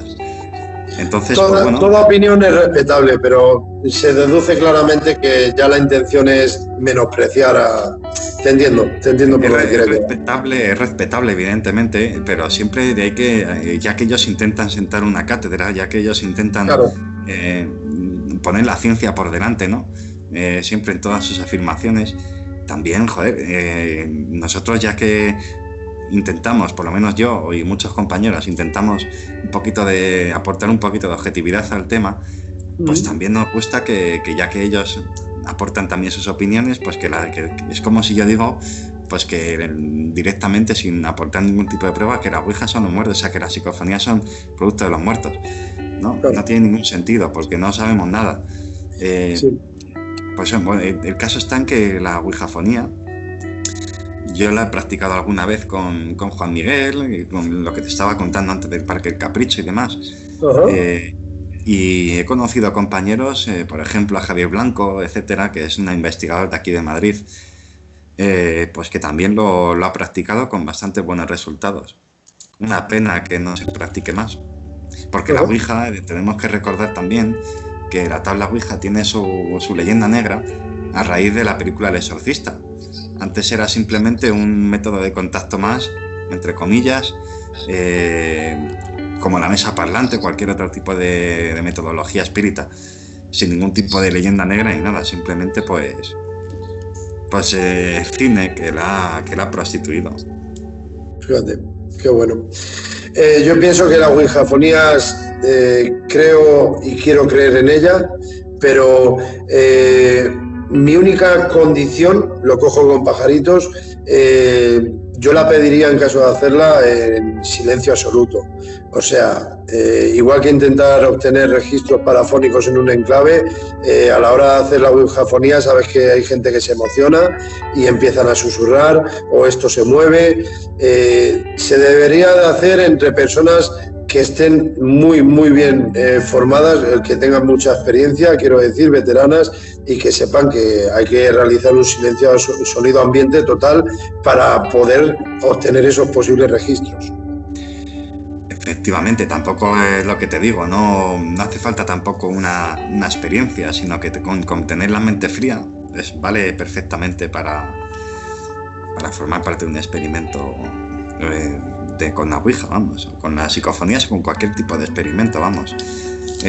Siempre hay que mantener una mente fría, no dejarse ni involucrar por el fenómeno, ni, ya te digo, tienes que mantenerte ni ir sugestionado tampoco, antes de empezar ya, ni ir sugestionado, digo. Tampoco, efectivamente. No hay que ir pensando en que te vas a encontrar con una casuística como la película de Poltergeist, porque no va a ser así, ni... Eso es. Es lo que te digo, yo simplemente cuando cualquier persona que se precie que investiga estos temas, cuando va a investigar tiene que ir pensando que el testigo miente. ¿Por qué? Porque es imprescindible pensar que el testigo miente para que no te suponga una influencia en tu trabajo. Mira, yo por ejemplo trabajo en el sector de las telecomunicaciones, ¿no? Y dentro de mi trabajo atiendo a lo mejor 100, 120 averías todos los meses en domicilios, y gracias a ese pensamiento de que todo el mundo miente, efectivamente se demuestra y descubro que mucha gente rompe sin querer un cable y te dice que no ha sido ella, que ha sido otra cosa. Solo para no pagar el facturable, ¿no?, que te ponen las compañías. Pues esto es lo mismo, tienes que tratar al testigo como un mentiroso, porque luego ya tendrás tiempo de alabar su sinceridad. También apuntar, ahora que me estoy acordando, que tú eres un privilegiado, ya te lo dije hace una semana, que estamos como estamos y estás en campo abierto y disfrutando de la naturaleza y estás trabajando a tu ritmo, a tu línea y, jolín, aunque sea una cosa tuya personal, tu puesto de trabajo, pero que es bonito lo que haces también en tu trabajo y te juegas el tipo, por supuesto, que más de un amigo tuyo hemos visto ahí cómo te subes a la escalera, pero que respiras oxígeno también, al menos. Sí. No como sí, efectivamente, yo gracias a Dios tengo el privilegio de trabajar en la montaña muchas veces, en trabajar en el campo, en la zona rural, ¿no? Y gracias a eso también puedo recopilar multitud de testimonios de fenomenologías paranormales, de ovnis y demás. Testimonios y enclaves, ¿no? Pregunto, testimonios y enclaves. Y enclaves, efectivamente, muchísimos enclaves, muchísimos que no conocía ni sospechaba, ahí están. Claro. Bueno, poniéndonos un poquito más serios, para quien siempre escuche la Ouija, y ahora que viene esto de Ouijafonía, yo me he dado cuenta con el tiempo que vas hablando con gente y sale el tema de la Ouija, y todos conocemos la Ouija, pero Pablo, ¿qué quiere decir la Ouija? ¿Qué significado tienen esas letras, esa palabra? Bueno, quiere decir la afirmación sí en alemán y en francés, o en francés y en alemán, para ser más exactos. Es una forma de contacto, ¿no? De espírita dentro de las muchas que hay, que se ha popularizado y que yo creo que es lo que te digo, que la leyenda negra de la Ouija viene a raíz de la película El Exorcista, porque antes no había una leyenda negra atribuida a la Ouija más que pudiera tener otro tipo de contacto. Pero claro, el cine pues hace bastante daño a veces. Y ya sí, te digo. Como el dicho, ¿no? Aprovecho para meterlo ahí. La realidad supera la ficción. Efectivamente, cuando muchísimas veces las supuestas posesiones del diablo no vienen por la Ouija, vienen por la magia, ¿no? Por los más llamados rituales de magia negra y demás, que no tienen nada que ver con la Ouija. Y se ha demostrado, pues que la Ouija tiene una parte de verdad y una parte de mentira, pues como todo. O sea, todo tiene su lado bueno y su lado malo. Y tiene sus enigmas, claro. Efectivamente, quienes lo hemos experimentado de forma continua, sabemos que hay algo ahí que no quiero decir que sea paranormal, ¿vale? Pero puede ser tal. ¿No te mojas ni un pelín, ni un mínimo porcentaje? No, sí, yo puedo afirmar que lo paranormal existe. O sea, lo paranormal existe, pero tampoco tengo derecho a decir que la Ouija es paranormal, que si las psicofonías son obra del espíritu, ¿no? Porque no tengo pruebas, pero sí que me parece que hay cosas que son bastante extrañas y que habría que abrir camino en ese aspecto. Por ejemplo, en la Ouija, para quien lo haya hecho muchísimas veces, al principio pues estás más expectante, pero luego ya empiezas a maquinar tus teorías y demás. Y muchas veces, cuando tú tomas la iniciativa mental en una sesión de Ouija, contestan a lo que la Ouija contesta lo que tú estás pensando. Es decir, ¿cómo te llamas? Y si tú piensas, yo que sé, Daniel, ¿no? Pues aunque el resto de las personas estén participando también, va a contestar Daniel. Esos son los enigmas del tema que yo no te sé explicar. No te sé explicar, pero que puede ser una explicación perfectamente de la mente. Que también no hay casos. Te honra lo de decir de no saber explicar, pero creo que se te está entendiendo a la perfección el ejemplo. Sí, que luego hay casos también de que la Ouija mata, pero mata por sugestión, por temas de que no todo el mundo tiene una mente preparada. Efectivamente. Por ejemplo, hay casos de... ¿Por qué los casos de histeria colectiva con respecto a la Ouija se ven más en Sudamérica que en Europa? Pues porque en Sudamérica es una sociedad bastante más religiosa, bastante más con una tendencia a la espiritualidad que aquí no tenemos, por lo tanto aquí no nos afecta como allí en casos de histeria colectiva con arraigar una Ouija en un colegio, por ejemplo. Pues son ese tipo de situaciones, ¿no? Que no hacen mal a la Ouija, o sea, que yo desde mi punto de vista no tendrían que hacer mal a la Ouija, pero que hacen que se vea como lo peor del mundo. Muy bien. Otra pregunta a razón de la Ouija, ya que ha salido el tema, que tú y yo no hemos hablado en la vida de Ouija, pero bueno, ya ha salido el tema. Hay que ir psicológicamente con la mente abierta, desconfiar, como tú has dicho. Hay resultados. No te estoy hablando ahora a razón de Ouijafonía, sino resultados presenciales, que lo estás viendo tú claramente.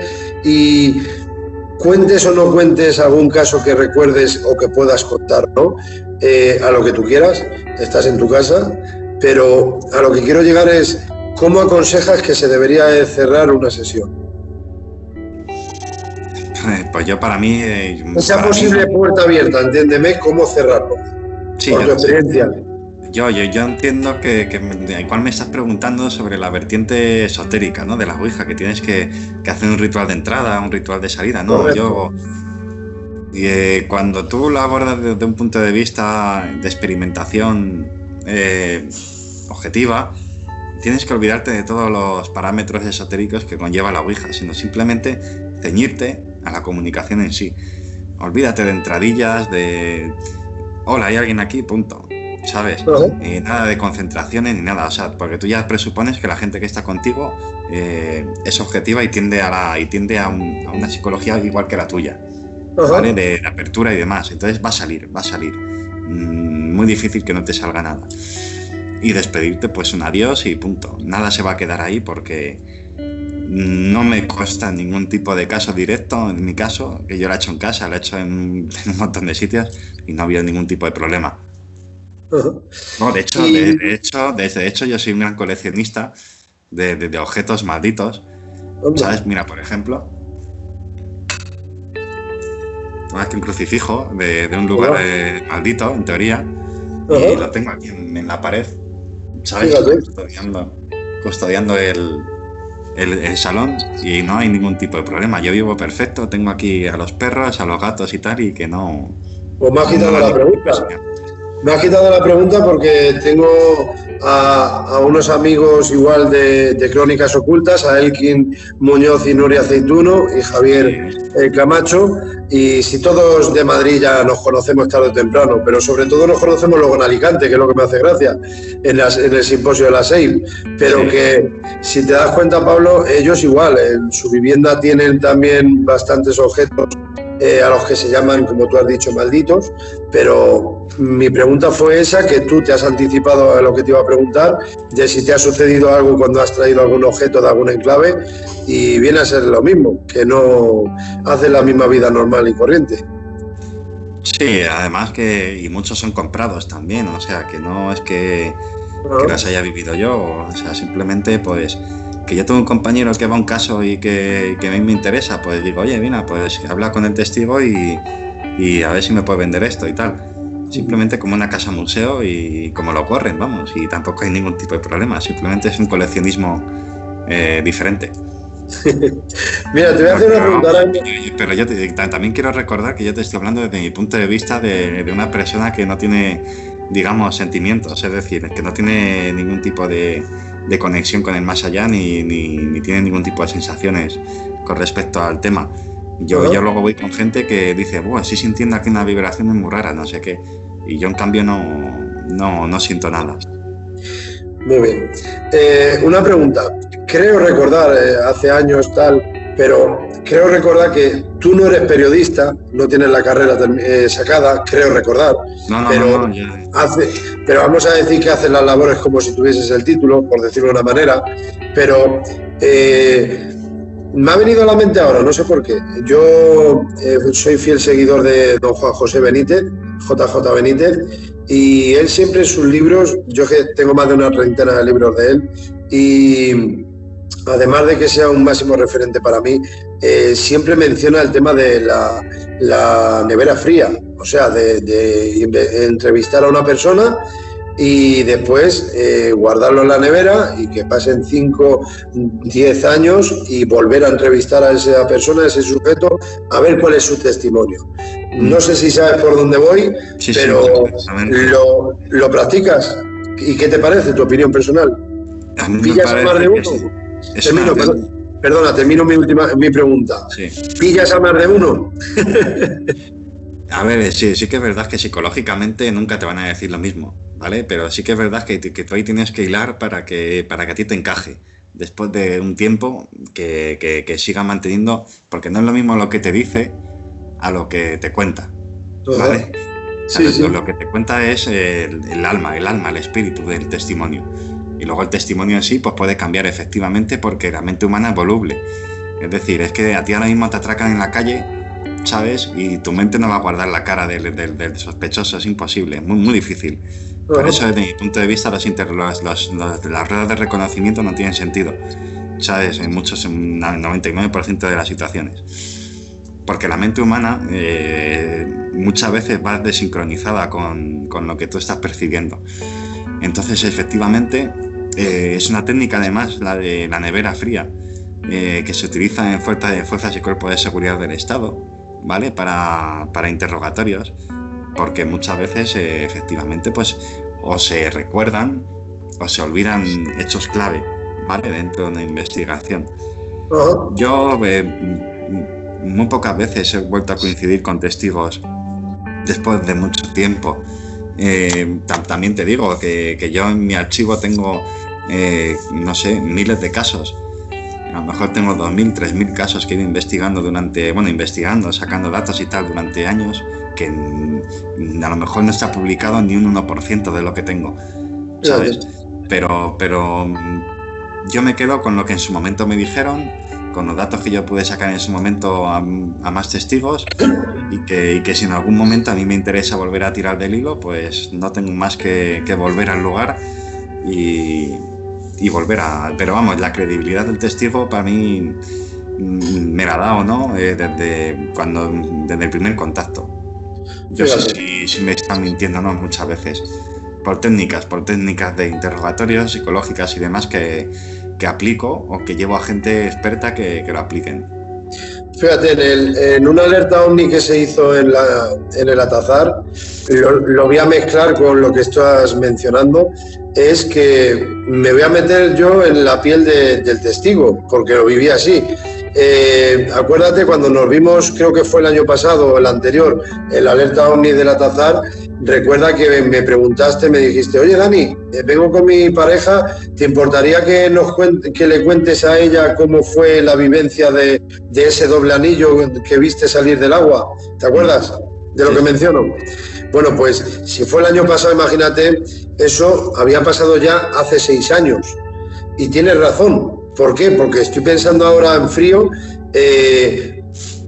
tardé más en recordar dónde fue el punto exactamente, donde sucedió lo del arbusto, la orilla, tardé más en conseguir dar con la ubicación, pero luego recuerdo que a la hora de contarte mi testimonio, en cómo lo viví, cómo lo sentí, y luego en este de tú a tú, el primer, no voy a decir programa, la primera videollamada en el YouTube que publiqué de tú a tú fue con Guillermo López.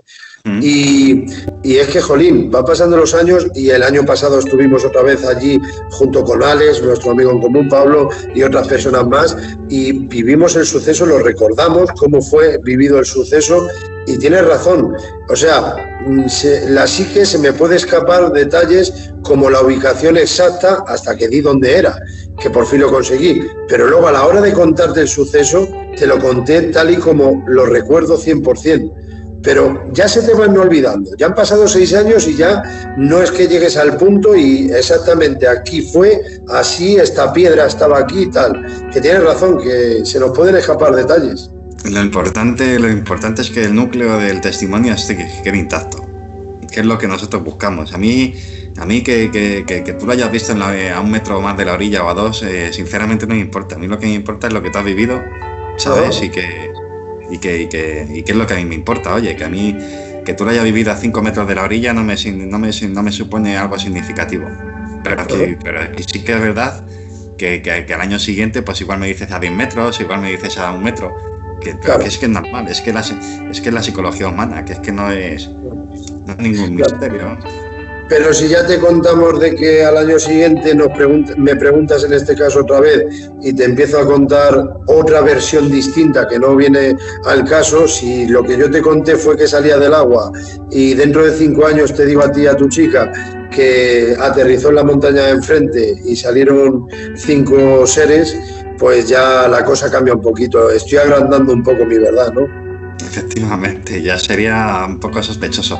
Pero bueno, también yo también lo hubiese sospechado en el momento que me lo hubieses contado, porque yo aplico mucho el lenguaje no verbal, aplico mucho los gestos, aplico mucho la mirada, aplico muchas cosas que aunque la gente lo ve como una idiotez, pero tiene muchísima amiga, ¿sabes? Y muchísima veracidad, ¿no? Qué bueno. Yo creo que hay gente que nace para ello y en este mundillo tú te has titulado como cronista, pero tienen que haber cronistas como tú en este mundillo de lo paranormal, sinceramente. Y última pregunta, porque no quiero abusar más de tu tiempo. Como cuando más veces nos hemos visto físicamente ha sido en las alertas OVNI, vamos a tocar un poquito rápido el tema. ¿Recuerdas algún fenómeno ufológico que hayas vivido en tu vida, en alguna alerta o estando con tu pareja de vacaciones en la playa, lo que fuere? Algo que tú consideres que sea caso UFO. Bueno, mira, a mí me parece muy interesante tu pregunta porque es que siempre al final vamos sacando la misma gente. Mira, yo iba con Alejandro, ¿sabes? Una noche por carreteras perdidas de Guadalajara, como a nosotros nos gustaba ir, ¿sabes? Nos gustaba ir, pues yo qué sé, perdona el móvil. Nada, tranquilo. A nosotros nos gustaba ir pues un martes, un miércoles, por la noche de madrugada, pues a dar una vuelta por la montaña o por cualquier... Pues bueno, pues para desconectar, ¿no? Pues como tampoco teníamos nada que hacer, íbamos una noche por Guadalajara, ¿sabes? Y resulta que pasando un pueblo, que no voy a decir cuál, vimos un triángulo en el cielo, que incluso paramos. O sea, que incluso paramos el coche y nos bajamos. Y vimos un triángulo que volaba súper bajo y con total silencio. Y gracias a unos contactos que yo tengo, ¿sabes? Conseguí un dossier con todos los aeródromos secretos que hay en España en el ejército, ¿sabes? Que mantengo como oro en paño, y muy cerca había uno. Y entonces yo dije, joder, extraterrestres o algún tipo de dron, ¿sabes? Que están experimentando, pero no me cuadra. Perdona, Pablo, ¿en qué año estamos hablando? Estoy hablando de hace 4 años o por ahí. 4 nada más, vale. Sí. Que, perdona, no era un triángulo, era una cruz, como una cruz perfecta, no como la Cruz Roja, ¿no? Como un símbolo además. Y luego también, yo estuve tirando del hilo, hablando con gente del ejército que conozco y demás, implicada en el tema, que esa es otra que ahora quiero comentar, implicada en el tema y no hallamos ningún tipo de dron, ni siquiera experimental, con esas características. Eso ya acota bastante el terreno, ¿no? De lo que están buscando. Quiero aclarar también, pues eso, que yo hace pues aproximadamente 3 meses o 2 meses publiqué una entrevista a un agente del CNI que ha tenido contacto con la división del CNI y del Ejército de Tierra, o sea, del Ejército de Tierra y del Aire también, que investiga el fenómeno OVNI en España, porque existe, o sea, oficialmente se investiga. Y esa entrevista, pues por desgracia, yo no entiendo por qué, pues no ha gozado de mucha credibilidad en el sector, cosa que, bueno, a mí me da igual, ¿no? Pero que me parece triste, ¿no? Porque el negar que tus propios compañeros nieguen una realidad, que el gobierno, que los gobiernos de España han investigado el fenómeno UFO prácticamente desde después de la muerte de Franco, desde incluso a primeros de los 70, cuando las bases fueron abandonadas por los americanos, me refiero. Los americanos, una de las cosas que a nosotros nos legaron fue la investigación UFO, ¿sabes? Oficial. Y todo lo que ocurre en España, en los cielos extraños, se lleva para allá, o sea, se informa puntualmente a Estados Unidos. ¿Vale? Somos una especie de colonia, ¿no? de Estados Unidos en esa materia. De hecho, Estados Unidos nos legó todos los radares, nos legó todo lo que actualmente trabajamos con ello, nos lo legó Estados Unidos. Sin contar con lo que se ha ido mejorando posteriormente, etcétera. Entonces a mí me duele, porque luego yo voy a Brasil, ¿sabes? Uno de los viajes que hice últimamente, y joder, allí la Operación Prato, por ejemplo, que ha sido investigada hasta la saciedad por el Ejército del Aire en Brasil, ¿sabes? Que hay un taco así de informe, ¿sabes? Oficial, te estoy hablando oficial, que actualmente sigue clasificado. Y aquí en España nadie la conoce, ¿sabes? No, ¿sabes? O sea, pero no será porque yo lo tengo publicado en mi página. Lo que ocurre es que, volviendo otra vez al tema de lo que tú me has dicho antes, yo creo que el investigador español está muy acomodado a lo que hay, ¿sabes? Y no profundiza. ¿sabes? No me refiero al investigador que vaya a experimentar con la grabadora, me refiero al investigador como yo, que yo no me considero un investigador, pero cronista sí. Me refiero al cronista o al investigador periodístico, lo que sea, que tira del hilo, ¿sabes? Que dice, voy a tirar del hilo, tronco, ¿sabes? Entonces, a mí me ha dolido, ¿sabes? Que programas como El Centinela del Misterio, donde yo me sentía muy unido, ¿sabes? Que ya no voy, ya no pertenezco al equipo. Lo desconocía. No, pero yo lo abandoné. No, claro, yo lo abandoné precisamente porque el propio director, al que guardo todos mis respetos, pero no comparto la opinión que tuvo, puso en duda mi versión, o sea, puso en duda mi investigación con mi fuente del gobierno, ¿no? Que en este caso. Entonces, yo dije, joder, yo llevo 20 años en esto, ¿sabes? Me pueden decir que soy un hijo puta, que soy que me puedo meter en muchas cosas que no me llaman, que puedo ser muy claro, pero jamás nadie te va a decir que yo he mentido, ¿sabes? O que he cometido un fraude, ¿sabes? O sea, que si yo digo que si mi agente del CNI, ¿sabes? Que si mi testimonio del CNI es porque yo he visto, yo tengo pruebas de que realmente es así, ¿sabes? Porque además es que no hace falta que un agente del CNI no son tan pocos. O sea, que es que en Brasil me he cruzado con 4 o 5 en la embajada, ¿sabes? En África también. O sea, que es un trabajo normal y corriente. O sea, que sí. Una cosa es un agente del CNI y otra cosa es un agente secreto de los que están en Arabia Saudí, de los que están en Irak, ahí con el terrorismo cara a cara, ¿sabes? Que son los que no pueden soltar ni prenda de quiénes son. Los que tienen que vivir con segundas identidades y terceras, porque los quieren matar, ¿sabes? Pero sí. Vamos, es que cualquier agregado cultural o cualquier tipo de funcionario en una embajada es un agente del CNI y lo sabe todo el mundo y no pasa absolutamente nada. Pues el caso está en que a mí me ha dolido mucho en ese sentido que se ponga en duda mi fuente, ¿sabes? Y que volverán a salir cosas, ¿vale? Porque hay muchas cosas aún en el cajón que por seguridad de mis fuentes no puedo publicar, por seguridad para que puedan mantener su puesto de trabajo y todo lo típico, ¿no? Yeah. Que saldrán. Y yo por eso entiendo perfectamente las investigaciones que en su día hizo Manuel Carballal al respecto, porque también tuvo contacto con los servicios secretos con respecto con este tema. Y muy poca gente más ha llegado a ese núcleo, ¿sabes? Sí. Entonces, pues bueno, que cada uno saque sus propias conclusiones. Yo sé que el gobierno lo ha investigado y el gobierno lo sigue investigando. Que hay gente de guardia 24 horas, meteorólogos, pilotos, radaristas exclusivamente dedicados a esto y que en España no se mueve un pelo en el cielo sin que se enteren las autoridades, ¿sabes? Ya puede ser un avión, ya puede ser un dron comercial, es decir, que cuando hay gente dedicada a esto, ¿sabes? Oficial, oficialmente me refiero, que le están pagando para esto a jornada completa, ¿sabes? Es por algo y porque saben que puede haber algo y que hay algo. Luego los casos más potentes en España, pues por ejemplo tiene que llegar un don Juan José Benítez, el caso Manises, y también se tiene que mojar por supuesto un comandante, como fue el caso en el tema del caso Manises, para que sea un boom en este país. Pero estoy totalmente de acuerdo en que luego a escondidas esos informes tengamos que llevarlos al jefe, por decirlo de una forma.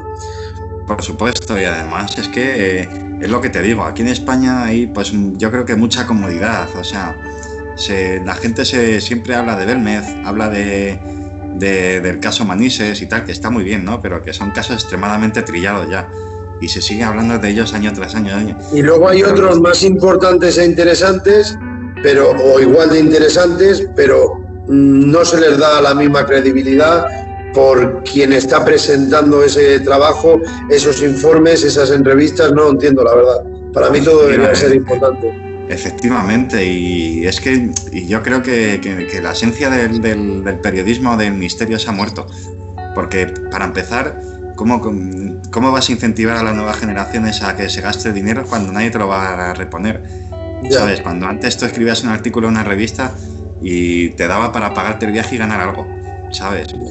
Y ahora mismo con lo que pagan, pues te desincentivan. Lo único que hacen es o es que te apasiona esto y lo haces porque es lo que yo hago, es que es mi único ocio, ¿sabes? O te invitamos a la radio, que sé que te va a hacer ilusión, por poner un ejemplo.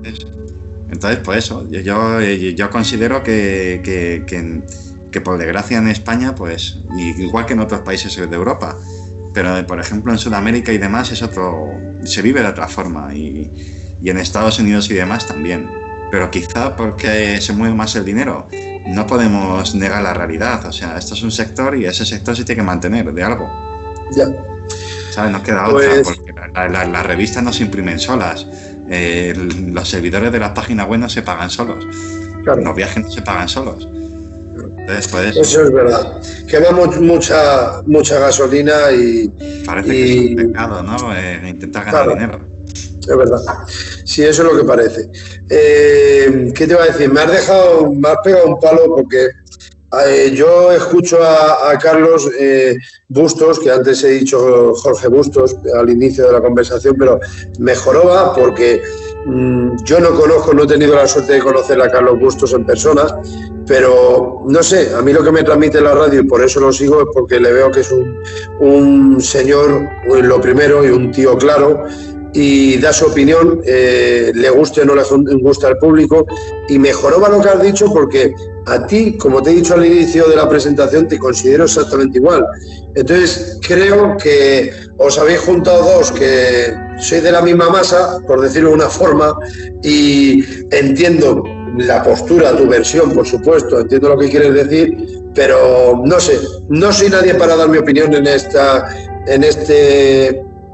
discusión que hayas podido tener o no, pero no, que creo que las cosas, hablándose... Dime, perdona, ¿qué decías?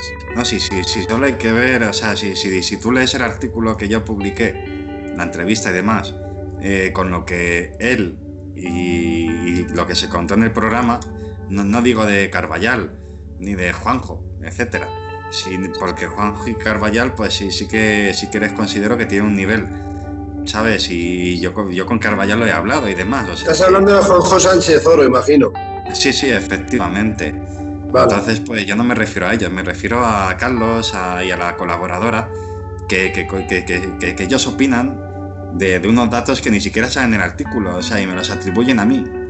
Entonces, pues, si ya ves eso, pues dices, coño, es que no me merece la pena ir a un programa donde estima que se me pone en duda, ¿sabes? En el equipo, pues hombre, ya te digo, yo la verdad es que es un programa al que le guardo cariño, pero que yo la verdad es que como no tengo necesidad ni de protagonismo ni de nada, pues corté por lo sano. Y a mí una vez que se me pone en duda, ¿para qué voy a seguir aquí alimentando el monstruo, no?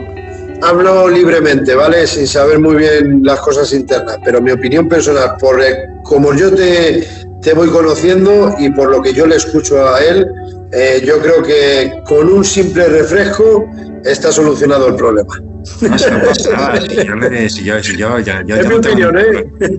no tengo ningún problema, pero yo la verdad es que soy muy tajante siempre. Yo soy una persona que yo puedo trabajar 100 programas con un presentador y el programa 101 me chino con él y se acabó la relación. Y no pasa nada, que yo le respeto y deseo que el Centinela tenga una larga vida. Pero considero que llega un momento en que ya no es mi casa, entonces como no es mi casa, pues no pasa nada, tampoco pasa nada, no es el fin del mundo.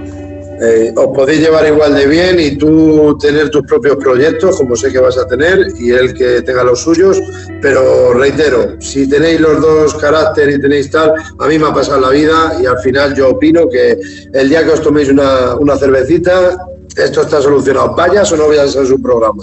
Si lo bueno es eso, que no eres una persona como yo, que no te desvives o te humillas por ir al programa. Eres tú, tienes tu carácter y me lo haces una, pero no dos. Una es culpa mía, pero no hablo por Carlos, hablo en general en la vida. Claro. Una, me refiero a razón de cómo veo que estás hablando, no por Carlos, reitero, sino que en esta vida cualquier persona, se llame como se llame, a mí personalmente me la hacen una y es culpa mía, pero si ya me la hacen dos, una, si me la haces es culpa tuya, Pablo. Pero si vuelves a hacérmela por segunda, ya no es culpa tuya, es culpa mía. Claro. Efectivamente, entonces, pues bueno, yo ya te digo, simplemente pues un cambio editorial en el programa y ya está, y yo desde luego yo no puedo estar. No estoy hablando por él, no hemos pasado por eso. Y no hay ningún problema, oye, que ojalá dure otros 500 más, o sea que... Y ojalá se solucione y sigáis ahí y vayas tú de invitado como y cuando quieras y cuando él quiera invitarte igual. Pero que vamos, que yo creo que se han chocado dos trenes, pero que con una Coca-Cola, he dicho refresco, he dicho cerveza y ahora digo una Coca-Cola.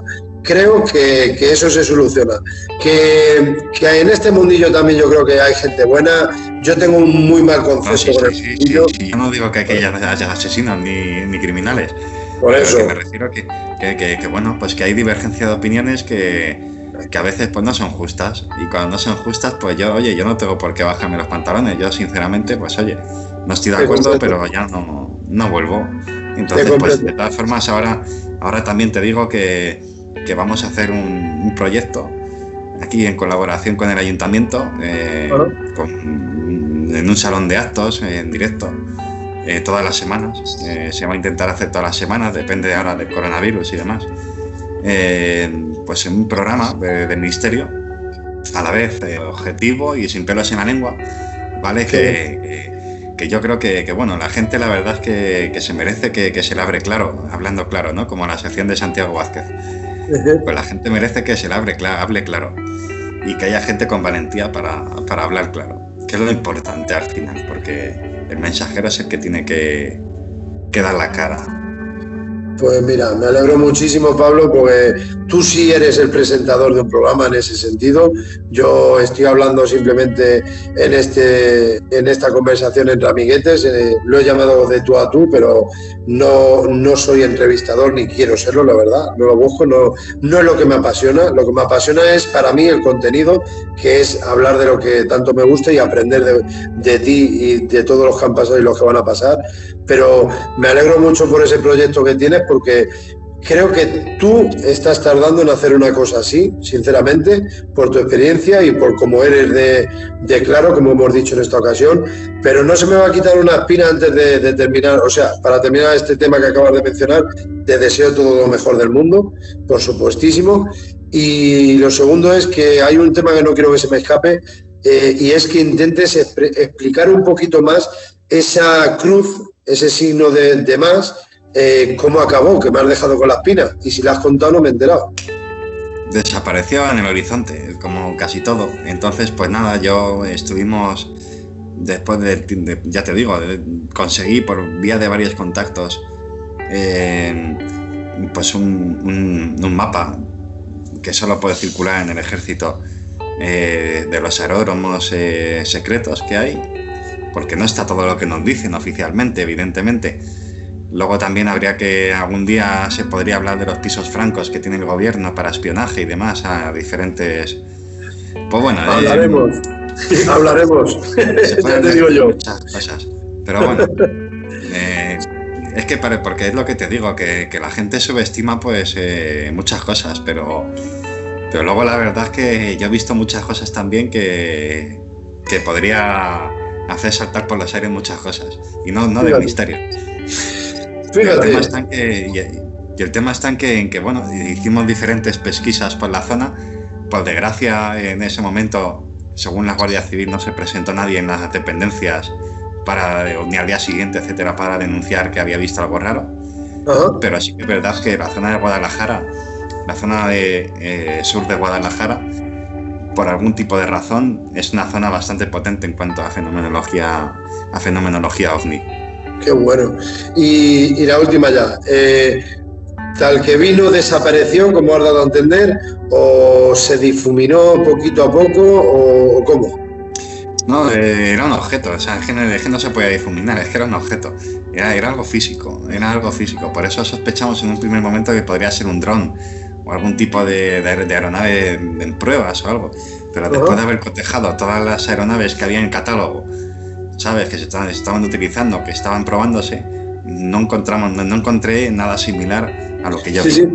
Sí, yo no me refería a cómo lo investigaste a posteriori, yo me refiero a cómo lo visualizaste tú, que igual que apareció ese posible platillo o lo que fuere, igual que lo viste, desapareció, ni se desintegró, ni nada, ni me pegó un volantazo y se fue para arriba, nada.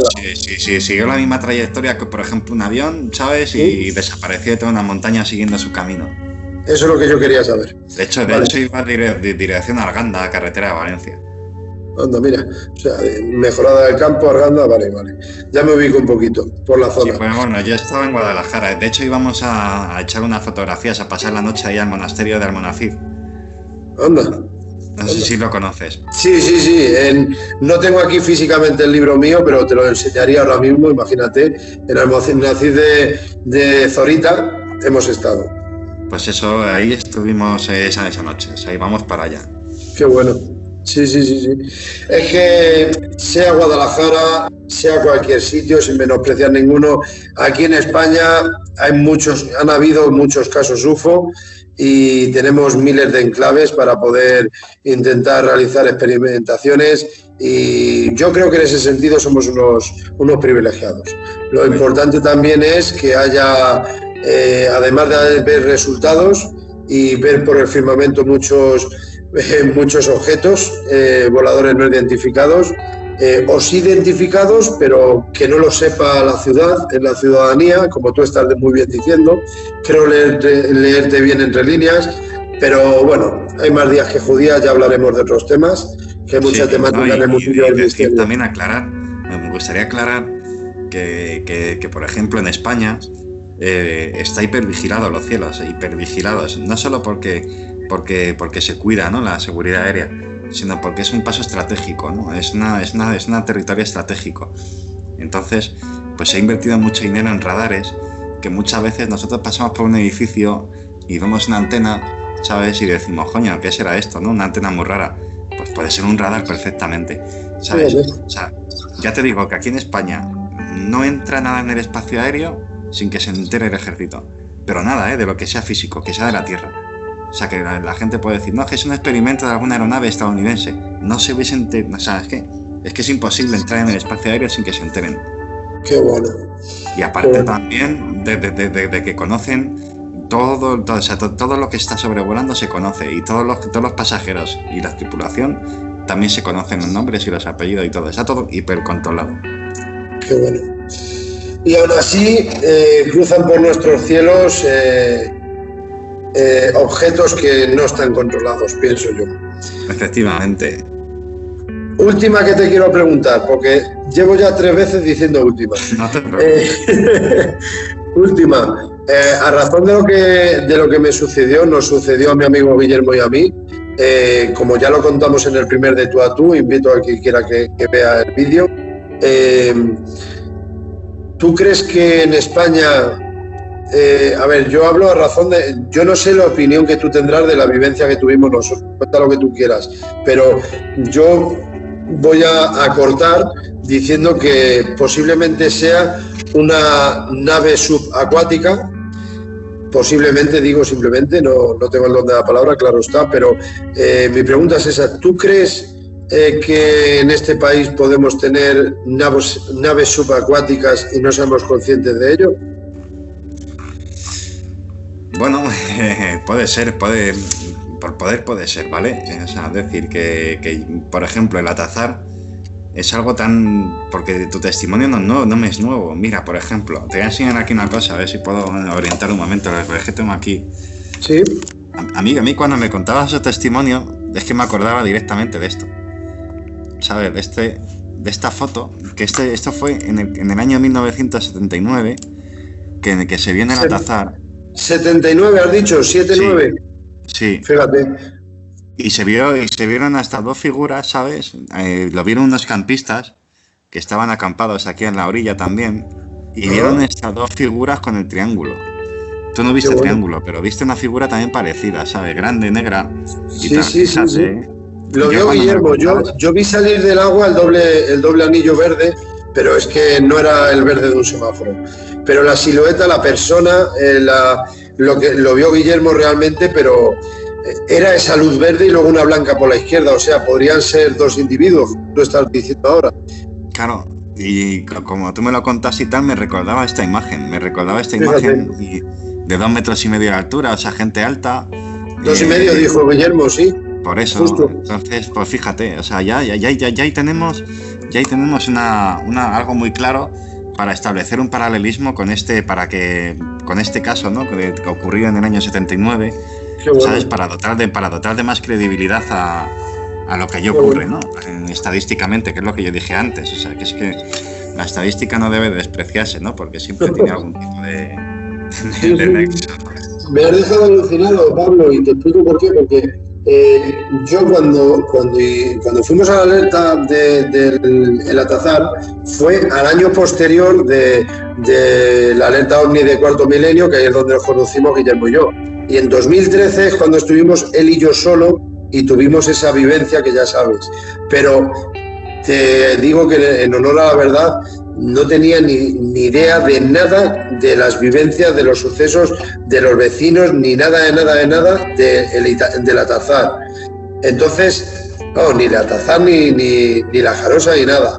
Pero lo que sí recuerdo es que en 2012, lo único que me mencionó Enrique de Vicente, el colaborador de Cuarto Milenio, don Enrique de Vicente, me acuerdo que charlando con él en el 2012, me dijo allí en persona que yo quise aprender un poquito, ¿no? Y me dijo que aquí, justamente en el Atazar, en los años 70, es cuando más sucesos UFO han habido, y han visto luces salir del agua hacia el cielo y del cielo hacia abajo, pero no recuerdo que me diga que hayan visto seres. Y ahora tú, años posteriores, en pleno 2020, me comentas, además de que yo sabía lo de las luces salir y entrar del agua por Enrique Vicente, que tú me digas que hay un caso que se asemeje mucho a lo que nos pasó a nosotros, a Guillermo y a mí, hace 7 años. Cada día tengo que creer más en el fenómeno. Es que sí, es curioso. Esto es precioso. Efectivamente, es lo que te digo. Entonces, pues este fue un caso, pues eso, de unos campistas que estaban ahí acampados y vieron salir del agua ese. Pues lo que tú me contabas, que tú me lo contabas, es que me parecía que era un montón de paralelismos. Pues te doy mi palabra de honor por 2 hijos que tengo que desconocía por completo lo que me acabas de enseñar. No, que yo no sabía nada. No te digo nada, sino yo a lo que me refiero es que es curioso porque eso ya da pie a pensar que puede que haya algo, incluso más testimonios de gente que no lo haya dicho, que haya visto. Claro, pero ya estamos en lo de siempre.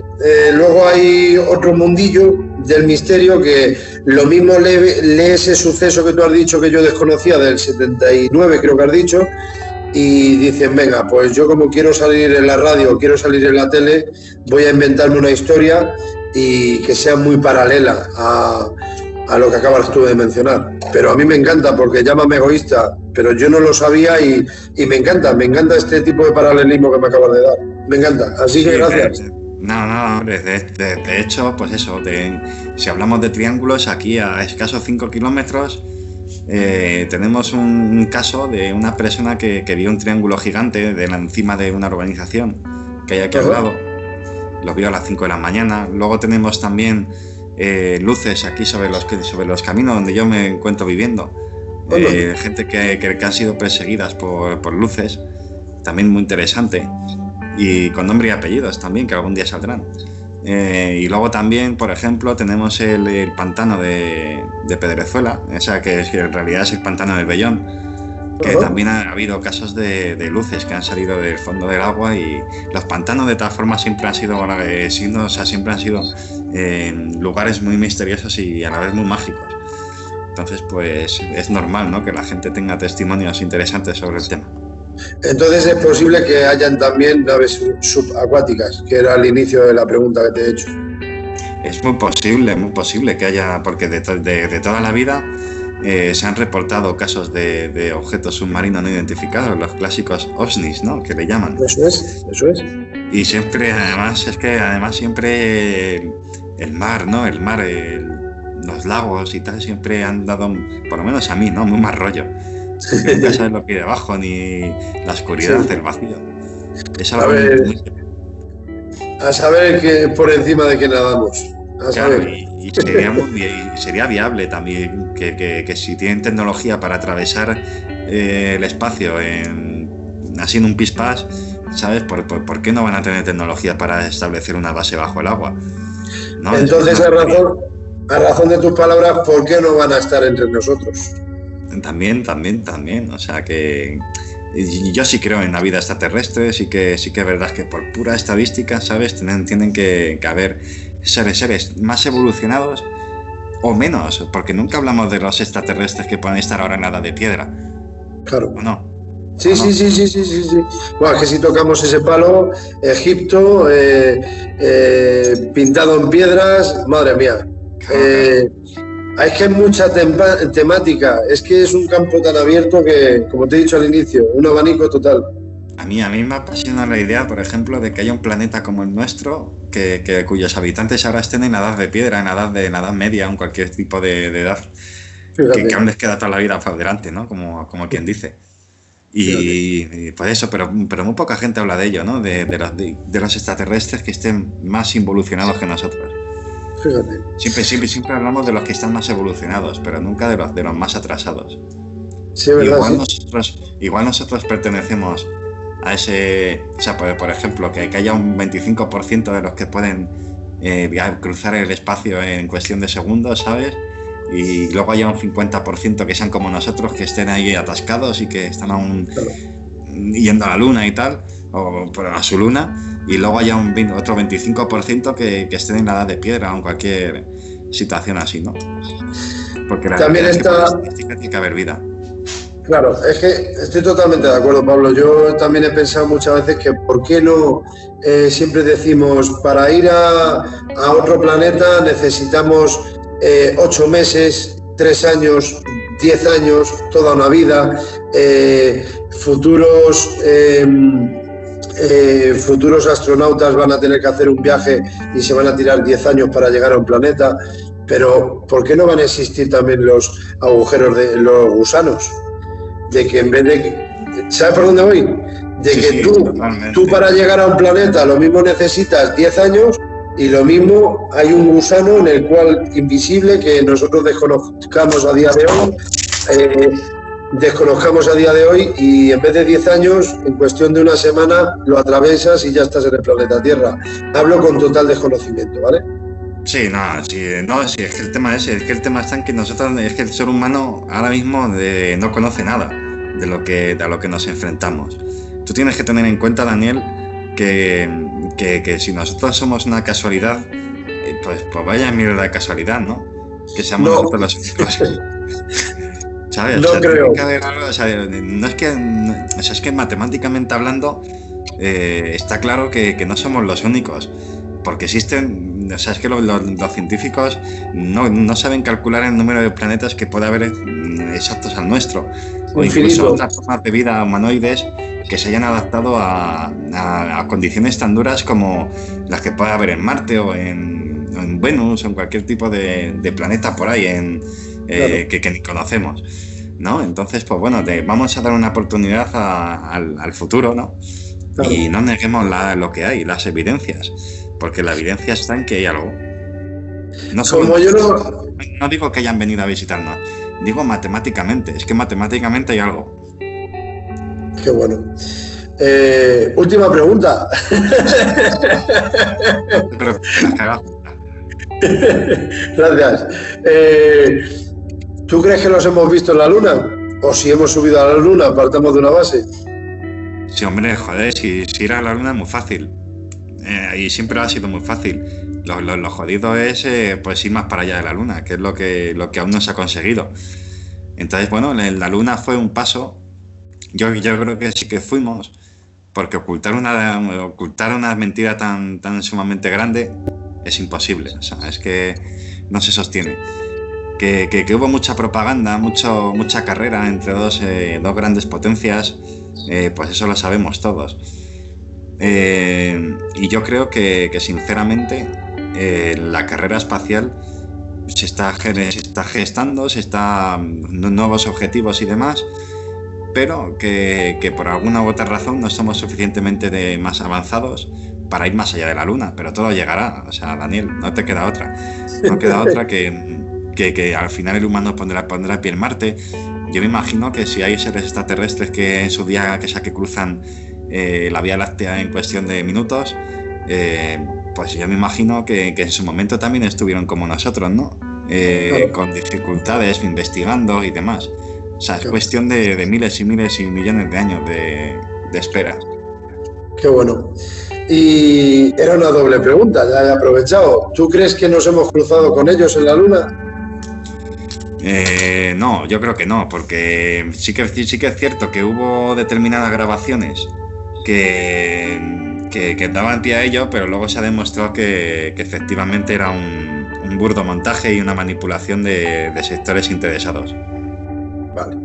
Muy bien, Pablo. Vamos a dejarlo ya porque al final me salen muchas preguntas, pero sí que es cierto también, sí que es cierto también que hay astronautas que se han cruzado con ellos, pero no en plan en la Luna, sino en sus estancias en el Mir, en la Mir, en la Estación Espacial Internacional, etcétera. Así que se han visto cosas que tienen difícil explicación. Yo me acuerdo de un programa que escuché que dicen que Houston los tengo delante, Houston los tengo enfrente, y tuvieron que cortar y sacar a los periodistas fuera, y 5 minutos volvieron a entrar a la sala, pero que Houston los estoy viendo delante. Me da que pensar, Pablo, me da que pensar. Sí, no, pero sí, pero también hubo hay una versión que lo explica, que es bastante interesante también. Y que vamos, yo en su que está en. Mira, fíjate, te recomiendo a todas las personas que nos ven un documental que yo lo vi en Odisea, ¿vale? Porque yo no soy mucho de tele, pero me lo descargo de YouTube. Entonces ponía el logotipo de Odisea y se titula Conspiraciones y ahí sale la explicación esa. Y te dice por qué el ser humano tiende a la conspiración, porque es de naturaleza humana conspirar. O sea, no conspirar, sino creer que están conspirando contra nosotros. ¿Sabes? Por eso siempre vamos a encontrar con cualquier detalle una conspiración, ya sea en el 11S, ya sea en el 11S, etcétera. Que luego en realidad no había conspiración ninguna. Fue un acto terrorista, porque para montar una conspiración como el 11S, joder, vale, yo entiendo que una conspiración se pueda sostener entre a lo mejor 80 personas, pero entre miles de personas que tendrían que organizarse para sostener una conspiración semejante, ya dudo bastante del tema. Estoy de acuerdo, pero estoy de acuerdo en lo último que has dicho el día 11, pero en lo otro, que digan Houston los tenemos delante, los tenemos enfrente, para mí son palabras mayores, macho. No sé, si la palabra es conspiración, estoy dentro de la conspiración, sí, lo reconozco. Yo es que ahora no me acuerdo qué explicación exacta le dieron, porque como es algo que en las conspiraciones nunca me han atraído, nunca he profundizado en ellas, pero sí que me pareció bastante curioso el documental, y ahí te viene la explicación. No, hombre, que me refiero que no tenemos que pensar que todo lo que se hace es en contra de la humanidad. Es decir, estamos hablando ahora del coronavirus, que sí es un experimento de China para tal. Pero joder, si es que, ¿cómo va a ser una conspiración a nivel de los poderosos cuando están cayendo poderosos también? Es decir, yo no niego que sea, por ejemplo, un ataque bacteriológico, ¿vale? Podría ser perfectamente un ataque bacteriológico, pero de ahí a una conspiración de las élites mundiales para mermar a la población, no me lo creo. No te voy a preguntar nada de lo que acabas de mencionar, pero sí te voy a preguntar una cosa, tu sensación. ¿Ese virus COVID-19 lo ha creado el hombre o ha venido de un animal? Se ha demostrado, como todo el mundo sabe, que a lo largo de la historia de la humanidad ha habido infinitas pandemias. O sea, es decir, vamos a ver, nada Edad Media, la peste, que se llevó por delante a un 30% de la población de Europa, que se dice pronto, luego estuvo la viruela, que se llevó por delante a 300 millones de personas. Luego la gripe española, que que se llevó por delante a, pues que parece una tontería, pero casi a 2 millones, creo recordar. Y, joder, y estamos hablando de que cada 100 años hay una pandemia. Y nos ha tocado ahora. Que sea artificial o no, no lo sé, pero que yo creo que es natural es. Natural es porque, a ver, vamos a ver. Tenemos suficiente tecnología para desarrollar virus bajo demanda. Pero ¿Tú crees que la humanidad, sosteniéndose con el capitalismo, sosteniéndose con lo que se está sosteniendo actualmente, ¿tú crees que iban a los poderosos también a perjudicarse y tal, habiendo cerrar industrias, negocios, la gente confinada? O sea, no me encaja que sea algo producido por el ser humano, y sí algo natural, pues bueno, que ha saltado, como muchos virus saltan todos los años, solo que no afectan tanto como determinados virus. Porque hay que recordar que estamos rodeados de microorganismos que en cualquier momento se vuelven malos y te pueden matar. Pero es que justamente este virus se decanta a lo que se decanta. A las personas con patologías o personas ancianas, hay un mínimo porcentaje de gente, por desgracia, con nuestra edad también se ha tenido que ir. Pero no sé, para mí es muy especial este virus. Sí, bueno, pero se está decantando como todos los virus, por la gente inmunodeficiente. Ya, pero en la época también de la peste española, como tú has mencionado antes, también tenía esos fundamentos, o sea, por las personas que se iban. Pregunto. No. La gripe española, la gripe española atacó precisamente a la gente de mediana edad. O sea, fue una carnicería, porque además es que tenemos que recordar que la gripe española afectó también justo cuando estaba la Primera Guerra Mundial. Es decir, que eso fue un caos que te cagas, con perdón. ¿Sabes? Sí. Entonces, claro, ¿por qué se llama española? Que no era española. O sea, es que no era española. O sea, se sospecha que vino de América. Y lo que pasa es que como España era un territorio neutral, ¿sabes? Pues se investigó aquí la gripe española y por eso se entendió, se bautizó como la gripe española, pero que se llevó por delante a gente mucho más joven que ahora. Ahora es un virus que está atacando a los inmunodeficientes, que no se entiende por qué, pero bueno, se entiende porque está tocando a los inmunodeficientes. Igual mañana nos toca solo a los blancos o a los negros, a los asiáticos. Es que los virus son así. Sí. Los virus tienen su inteligencia propia. Pues mi mojeo personal es que esperemos que no lo haya creado el hombre, la verdad. Y nada, ojalá aparezca ya de una santa vez cuando se pueda la vacuna, lo haya creado quien lo haya creado, o haya sido natural y ya está, pero que acabe ya esto, que acabe ya este confinamiento y estas fases y todo esto, y podamos hacer vida como hacíamos antiguamente y nos crucemos en cualquier experimentación, cualquier conferencia, lo que fuere. Pero deseando de escuchar ese programa que vas a hacer, que encima va público, creo que me comentaste, sí. ¿no? Sí, ¿Y sí. ¿Cómo se va a llamar el programa? ¿Ya lo sabéis? Mundo Parapsicológico. Bueno, seguimos con la misma marca. Otro te dirá qué original, pero yo también tiraría con la misma, vamos. Es una marca con identidad. Así te conocemos todos y así hasta el fin de tus días, ¿no? Claro. Y también quiero resaltar sobre el coronavirus, que lo peligroso no es el coronavirus en sí, sino lo de determinados gobiernos o determinados líderes que quieren aprovecharse de ello para recortar libertades, ¿vale? Como está ocurriendo en España. Yo lo digo abiertamente, yo no tengo ningún problema. Uh-huh. ¿Sabes? Porque un estado parapolicial como el que estamos viviendo no justifica ni mucho menos, no se justifica ni mucho menos con un estado de emergencia sanitaria, que va por otro lado diferente. Solo quería decir eso, y no es que esté en contra de nada, sino que solo hay que ver cómo se está volando en otros países para sospechar de que aquí se está llevando por una deriva de otro tipo, más autoritaria. Muy bien, Pablo, me parecen muy correctas tus palabras. Pues nada, vamos a dejarlo ya, que como te he dicho anteriormente, no quiero aprovechar más de ti, no quiero robarte más tiempo.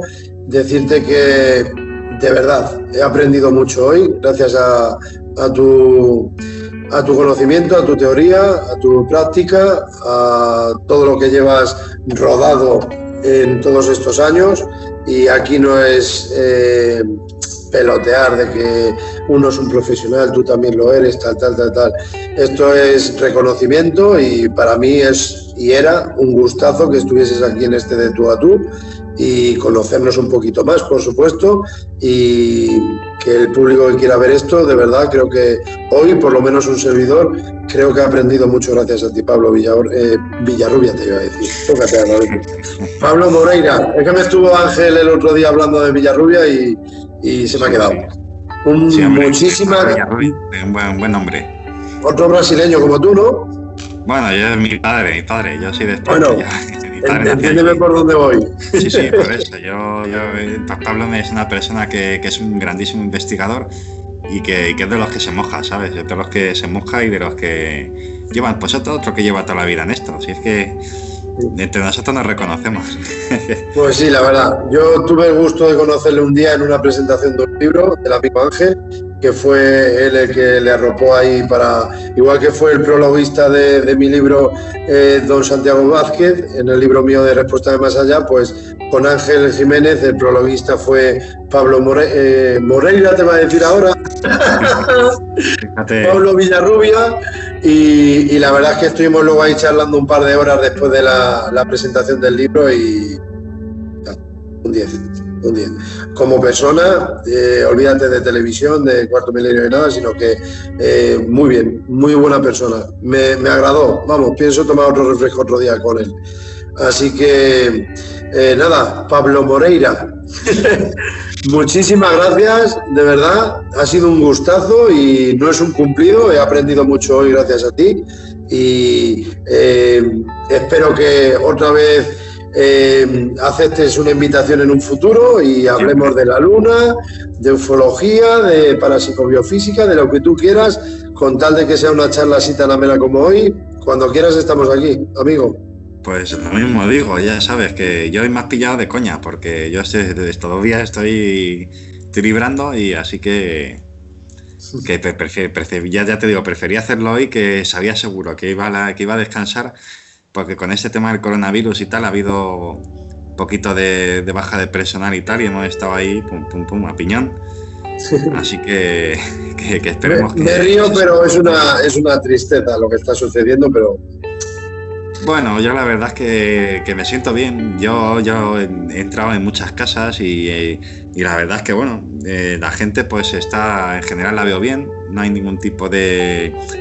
Sí que se nota que con el paso de los días y las semanas, pues ha habido gente que está empezando a desesperarse, ¿no? Con el tema del confinamiento y demás. Claro. Que no era lo mismo, que es que nos están queriendo vender una tragedia. Es que a mí me hace mucha gracia. Es decir, la gente se siente conmovida cuando ve restos humanos esparcidos en las vías, como en el 11M. Pero es que aquí estamos teniendo... Había habido días que hemos tenido 4 o 5 11Ms el mismo día, de gente que se ha muerto. Efectivamente. Se hace gracia hablando irónicamente. No me refiero a ti. Pero es muy... Yo solo quiero resaltar... Solo quiero resaltar que ha habido gente, ¿vale? Que no se ha podido despedir de sus familiares, ¿sabes? Por culpa de esas estúpidas normas que nos están intentando inculcar. Y luego lo que nos transmite la televisión, que es ridículo. Parece ser que nos están obligando a vivir esta crisis con la alegría de los balcones, que es la gente de fiesta en los balcones aplaudiendo, ¿sabes? Cuando en realidad, ¿sabes? Lo que tenía que hacer la gente es rebelarse, ¿sabes? Porque me parece tristísimo, ¿sabes? Que nuestros sanitarios que no tengan material, ¿sabes? Por culpa de todo lo que se ha robado. No lo olvidemos, de todo lo que se ha robado durante años, ¿sabes? De todo lo que se ha dejado de invertir en educación, en universidad, en investigación, ¿sabes? Nos pille en un país poco preparado para ese tipo de situaciones, ¿sabes? Que ha ocasionado ya casi 25.000 muertos oficiales, ¿sabes? Sin contar el genocidio que ha habido en las residencias, que eso en algún momento tendrá que salir, ¿sabes? Que ahí se calcula. Eso no está contabilizado todavía. Por eso, que es que entonces a mí yo solo llamo a la reflexión de la gente, ¿sabes? Para que vea que esto no es una fiesta, ni es la fiesta de los balcones a las 8 de la tarde todos los días, sino que eso es una tragedia a nivel nacional y a nivel mundial. Es decir, que no tendríamos que tener más respeto por la gente que se ha ido sin un familiar para despedirse. Qué gran verdad. Si me permites incluir a todas tus palabras que me han encantado, te voy a poner dos casos, dos ejemplos. Hace muy poco, como sabrás, ha aparecido en imágenes chavales jóvenes tomándola y escuchando música en pleno Madrid Centro, de fiesta, entre coches y cortando la calle, bailando. Y fíjate qué diferencia con un buen amigo mío que ha fallecido su padre, en paz descanse, no voy a mencionar el nombre, pero hace 2 días, 48 horas, solamente pudieron ir 3 personas a despedirse de los restos mortales de su padre. Él no pudo ir. Claro. Y ahora de la noche a la mañana pueden ir 10 o 15 personas. Te quiero decir que es que está siendo muy duro para muchísima gente. Entonces, a mí lo que menos, perdóname que termine, lo que menos me gustaría de estos dos ejemplos es que nuestros hijos o nuestros primos o familiares tengan la mentalidad, la cutre mentalidad de salir fuera y pensar simplemente en tomarla y cortando una calle en Madrid Centro, cuando hay otras personas que están llorando una gran pena. Es una vergüenza, pero esos chavales son simplemente producto de los medios de comunicación, que es lo que te digo, nos han metido en vena que esta crisis, esa tragedia, este por así decirlo, 11M diario que nos estamos viviendo, que nos estamos comiendo los españoles, ¿sabes? Es la fiesta de los balcones, la fiesta de, venga, vamos, que ya falta un día menos, ya falta, todo saldrá bien, ¿sabes? Eso no tiene ni un puto sentido. O sea, cuando nos han censurado, no dejaban pasar a los medios de comunicación a grabar las morgues del IFEMA, ¿sabes? Porque si la gente viese la realidad de lo que ha habido, ¿sabes? Igual la actitud sería muy diferente. Claro. ¿Sabes? Pero ¿qué pasa? Que cuando los medios de comunicación empezaron a rebelarse, por así decirlo, publicando informaciones incómodas, a nuestro gobierno no se le ocurrió otra cosa que regales con 15 millones de euros, ¿sabes? Sabiendo gente no tiene ni para comer en este país ahora, con 15 millones de euros vergonzosos, ¿sabes? Robados a todos los españoles, ¿sabes? Para que publicasen información a su favor, ¿sabes? Y obviasen las morgues, obviasen todo. Y solo sacasen las imágenes de fiesta de las familias, de la gente cómo se entretenía en las casas, lo que se viene diciendo propaganda, ¿sabes? Y eso es una vergüenza. Y eso tendría que pasarle factura. Y el problema de todo esto es que lo vamos a pagar muy caro. Si es que hay elecciones. Si es que hay elecciones, fíjate lo que te digo. Si es que hay elecciones en un futuro. Ya, sí, te he escuchado. No te he oído, te he escuchado. Pero date cuenta otro detalle. Si llámalo gobierno o llámalo el Estado, lo que fuere, si en este país somos tan capaces de crear perfiles falsos con imágenes de chicas guapas para valorar positivamente dando a likes a comentarios mediante las redes a don Fernando Simón, ¿qué no pensará quien esté ahí arriba gobernando para engañar a los ciudadanos, a su pueblo? Porque la gente, mira, hay una anécdota muy interesante, ¿sabes? Que le ocurrió a Zapata, el líder mexicano de hace ya bastantes años. Pues recibió una vez a un periodista, ¿no? Y le dijo, y el periodista le preguntó, ¿usted qué opina, Zapata, del pueblo? ¿Sabes? Y Zapata, pues como buen tal, pues dijo, sígame, por favor, y tal. Y le llevó a un corral de pavos que tenía en la granja donde viviesen, en la hacienda, lo que sea. Y se metió con el periodista y tal, y dijo, y de repente Zapata dijo, me cago en Zapata, y todos los pavos, ¿sabes? Alabando, o sea, ¿sabes? Y luego cuando se callaron todos, dijo, ¡viva Zapata! Y todos los pavos, glo, glo, glo, glo. Y eso quiere decir pues que el pueblo olvida, ¿sabes? Y el pueblo sigue, es muy contradictorio, entonces... Qué pena. Es así, es una pena, pero... Nos tratan como marionetas. Sí, efectivamente. Y luego, pues eso, pues que la gente va a olvidar, pues eso, de las mascarillas que se han comprado, mascarillas entre comillas a empresas piratas y muchas cosas, pues que se van a olvidar. Vaya tela. Te voy a dejar porque al final superamos el récord con nuestro amigo en común Alejandro Sarabia. Sí, sí a decir, que está en 4 horas en 2 vídeos, así que creo que otro día que te pille con más tranquilidad superamos el récord con Alex. ¿Cuánto llevamos ya? Por lo menos 3 horas, ¿no? Pues cuando nos ha pasado lo del perro, que hemos colgado un momento para descansar, que tal, eran 55 minutos y llevamos 1 hora y 44, o sea, 2 horas y media tranquilamente ya, han hecho. Está perfecto. Ya te digo. Pues nada, Pablo, que ya te cogeré por banda otro día, si te apetece. Sin problema. Y me lo pasa muy bien y vuelvo a reiterar que para mí he aprendido mucho esta noche y de un buen compañero fiel y respetado para mí, así que encantado. Cuando quieras, aquí estamos, ¿vale? Pues nada, pues muchísimas gracias a vosotros, ¿sabes? Y nada, cualquier cosa, pues ya sabéis dónde estoy. Un verdadero placer, Pablo. Un fuerte abrazo y que cuando se pueda pronto nos veremos en persona, ¿vale? Venga, pues cualquier cosa, pues ya sabes, a tu disposición. Perfecto. Pablo y Mundo Parapsicológico, muchísima suerte en los futuros proyectos y muchas gracias, amigo. Venga, pues muchas gracias, Dani. Un abrazo. Hasta luego. Hasta luego.